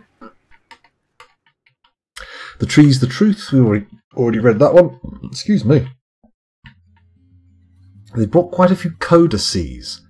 Do we want to get mired down in discovering what's in them? Do we just buy them and assume they're cool? Perseverance in the universe. It concerns the values of perseverance. Yeah, we've already read that one. This one, no, not interesting. What do we got here? Anything exciting here? No, nothing exciting there. Sad books, boring books. Give me an exciting tome. Hello. This is a mica-bound codex. The written portion consists of a one-page manual entitled The Screw, a quandary, authored by Licot Inksoaked. It concerns the reasons why screws are effective. The writing is completely serious. Overall, the prose is not awful, but not very good either. It's one of those super seducer type manuals, isn't it? It's one of those, I notice you can't get girls. Then read my book and you will get girls books. You know the kind. You've seen them, or heard of them at the very least. Native silver-bound codex. Let's take a look. The Trenches Explained. Oh, interesting. Authored by Astrog Vicecrumbled, and it concerns the pits of Met dungeons. A hint of viciousness is in the writing, but overall it's not very good, but not awful either. Whatever, let's just buy the books. I tire of your boring books, humans. Bring me some literature of note. Something worth reading. So, we've taken 23 grand's worth of material from them. Let's go through what we've got and put it on the table. First of all, these tatty clothes in these bins can all go. We don't want any of that. We're going to keep the artifacts, especially Etmebam Erlin Milol here, which is worth 95 grand. I really don't think we want to be just chucking that away for no reason. They've got a number of balls and discs here, which can be dealt with, but first we want to get rid of some of this other shit. Right, this stuff here that should have been being melted, that ain't getting melted. They're not moving this out of the depot, so we're going to get rid of it. Fuck it, take it away. I don't want it. I don't want it! The mechanisms we're getting rid of to empty out our stockpiles and stimulate the creation of more, which will, of course, lift up the skills of our mechanics, which is good. Now, we're only a grand shy of the total, so we can probably slap in a few serrated green glass discs, maybe a few spiked copper balls, because as we all know, when I slap my balls onto the table, deals get made. Everyone loves the sound of my balls. The sound of my balls.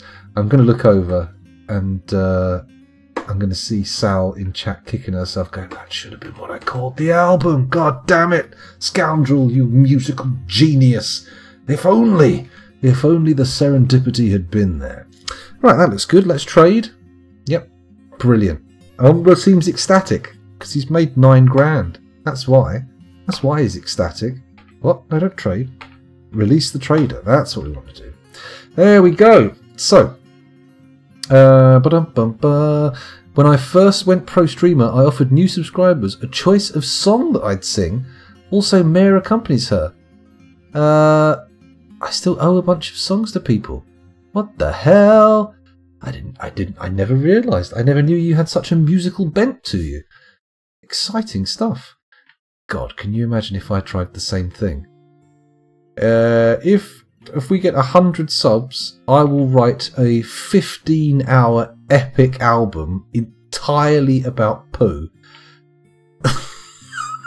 That's the kind of response. That's what we'd end up with. That's what we'd end up with. Should have aimed a bit higher. Should have gone for like 1,000 subs. Yeah, I'm not sure people would be clamouring for my musical offerings in quite the same way. I shall have to give it a listen. I will, Sal. I will. But we'll have to wait a little while because this morning, now it's what, 3 a.m. I'm not ready to listen to music. At best, to go to sleep. What if I subbed? Can I have you sing the Gay Bar by Electric Six? Not a bad choice. Not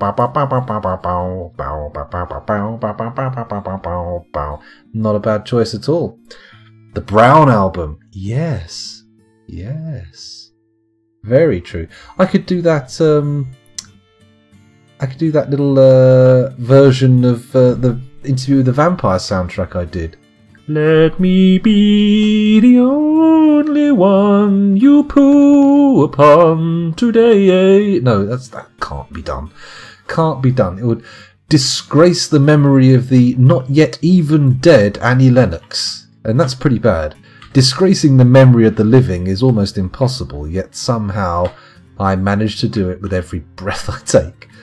Hooray! So, they appear to be flurrying around here, removing all of the crap from the trade depot, which is good. We don't want it sitting up there. In fact, we would like to see our food stockpiles being filled with speed, alacrity. It's good. I noticed there's a large amount of cheese on the move. In case anyone's wondering, these little red dot things here, this is cheese. This is cheese. It's represented in the game as mini baby bells. I'm going to eat one of them after this stream. I'm going to put a little dollop of Heinz smoky bacon mayonnaise on top of it as well. Not because it will make it taste better, but because I bought that stuff and I'm damned if I'm going to let it go in the bin. It's not great. I wouldn't recommend it. Big Balls by AC/DC on the Back in Black album. Oh. I'm familiar with the name of the album. I couldn't give you the track listing. So I'm not sure if I remember Big Balls. But if it shares any of the common features of the AC/DC oeuvre, I can kind of intuit what the subject of the song might be. I'm guessing ladies, the insertion of one's man parts therein, and maybe a bit of tomfoolery with the old knockers. I don't know. They're very sex-oriented, AC/DC, aren't they? Whole lot of Rosie. TNT. I'm TNT. I'm dynamite. I'm TNT. Sorry, losing my mind. Hello, Dr. Phineas. Not long, Dr. Phineas. Unfortunately, if you've just arrived, I will probably be streaming for no more than 20 minutes because it's already gone 3. In fact, we are already in what I would consider to be stream overtime. Although I did start late, so maybe I should push it a bit. I don't know. Kel wants to go for a big walk together as a family tomorrow, so I do need to get up a little bit earlier than I might otherwise, so maybe it's churlish of me to continue the stream too late. Sure, I get to fulfill the desires of my viewers, but you know what? Maybe, just maybe, my children might be a more sensible place to invest my time. I don't know. Sounds crazy, but it could be the case. How long have you been streaming? Uruz wants to know. Oh, Zapdos, I have been streaming tonight. I've been streaming for 3 hours. If he is streaming now, I will raid him. But let me first check who is streaming, because if not, oh, Uruz is going to try and raid me. That was what was going to happen there. We could try and time it perfectly again, so that we both raid at the same time, and it ends in mass confusion. That was good, wasn't it? That was nice, because I raided Uruzrun, he raided someone else, and we both ended up in some third party's chat going, question mark? Query? Conundrum? Okay, so we've got Rock and Ruffle and Uruzrun both. Maybe we could conspire to just inundate somebody. Just double raidage. Because we're bringing about the same amount of people in. Could do, it's good. It's good too. It's about parties and galas. Is that what the AC/DC oeuvre is about? Interesting. I remember a band trip back in high school where we played Big Balls non-stop for the entire 2-hour bus ride. Oh man, that's quite the ride. A walk. We're in Tier 3 lockdown at the moment. Going for a walk is an old memory.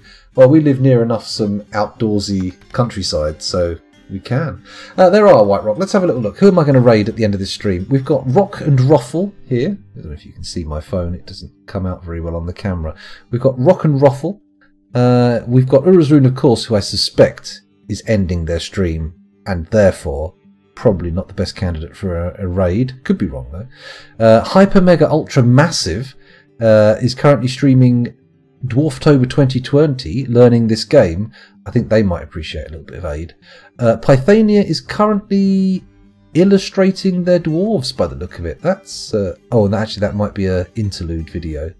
I'm not sure what Pythania is up to. She's into a fortress category though. And there's also Formal Blizzard, Spooky Thoughts and Spoopy Vibes, and Zalasur. A short stream tonight. Anyone got a preference? Anybody know who they favour? Oh, before we do anything, we've got to try this one more time, haven't we? Did I beans this by pulling the lever and then completely forgetting about it? Fuck it.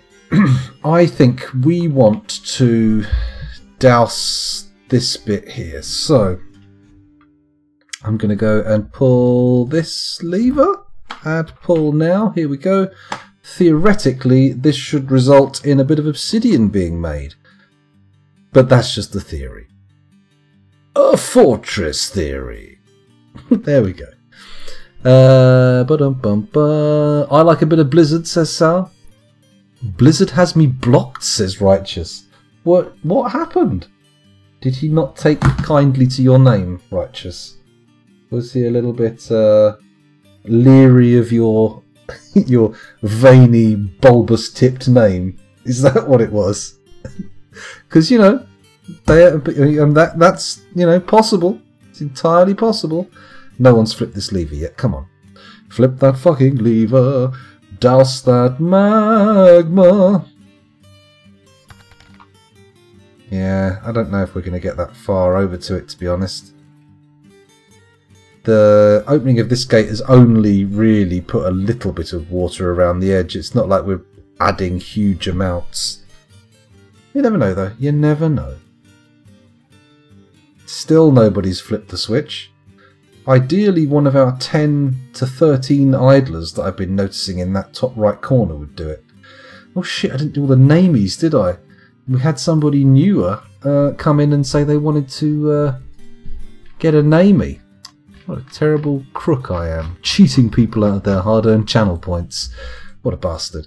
Still, I'm sure we'll get round to it next session. Once this dousing's done, I'm going to be calling time. And I think we'll probably be raiding old... Who was it? Oh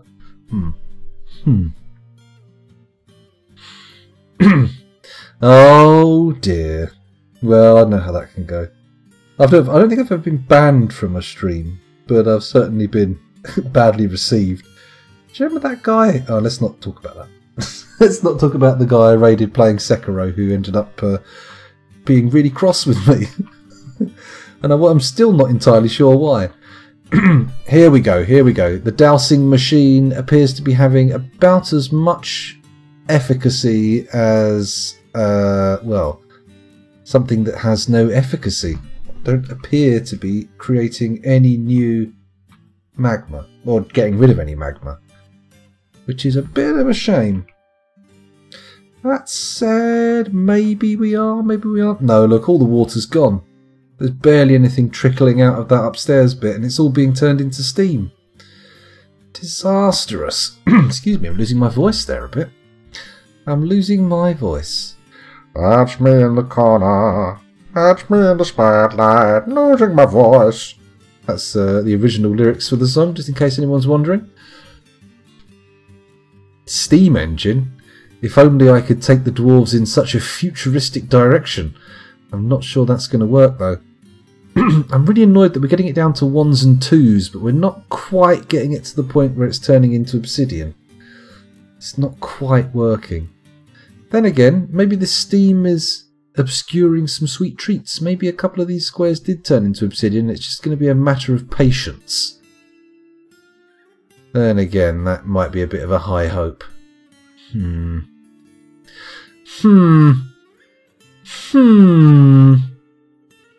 Maybe if we build a floor with grates in, and all of the water's over one specific spot, we might be able to just fill it in. Because I feel like if we could controlled drop the water here along this row, we might get more success. Oh, I don't know. It's a clear failure, though. The whole enterprise appears to have been completely redundant. What a waste of time. Oh well, never mind. Never mind. Let's flip the switches, close the bridges. There we go. Bish bash bosh. And with that, it's time for me to say, save the game. And take us over to the home screen where we can raid somebody for the end of the stream. Who've we got? I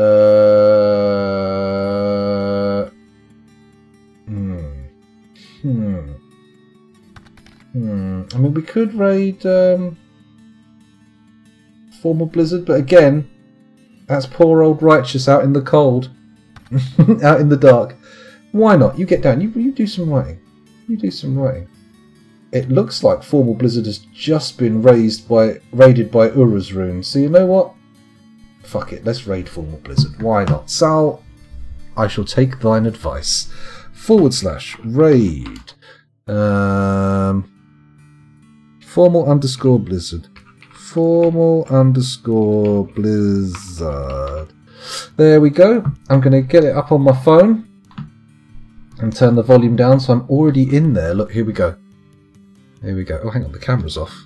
There we go. There's my phone. It's not connected yet. It's not quite connected yet, but once it is, I'll press enter and... Huh. Doesn't seem to want to... Oh, there we go. Press enter. Fantastic. So, what do I need to say? Well, first of all, let's get rid of the Simon Swerwer from the background. We don't need that. And I'll load up the subreddit so I can delete my thingy that I've got up there, my subreddit post. And I'll say to those of you who are new, my regular scheduled streams are all Dwarf Fortress, and they happened late night Sunday and Thursday UK time. So late, in fact, that technically I started on Friday morning this time. But hey, don't hold it against me. Seeing as we've got so many subs now, I'm in a position where I need to start streaming more. So hopefully you'll be seeing some more streams during the day. Who knows? Could be anything. People seem to like Red Dead, so we'll see how that goes. Thank you very much for watching. It has been a genuine pleasure streaming for you. Hopefully you've enjoyed yourself as much as I have, and hopefully our paths will cross again in the near future sometime. Maybe in a stream, or maybe, who knows, in some other wild situation. Clakery, Infanticide Simulator, baby killing, intriguing. I'm not familiar with the game, but I'll have to look out for it. Thanks for watching, everybody. Enjoy the raid. Say hello to Formal Blizzard for me. Bye-bye.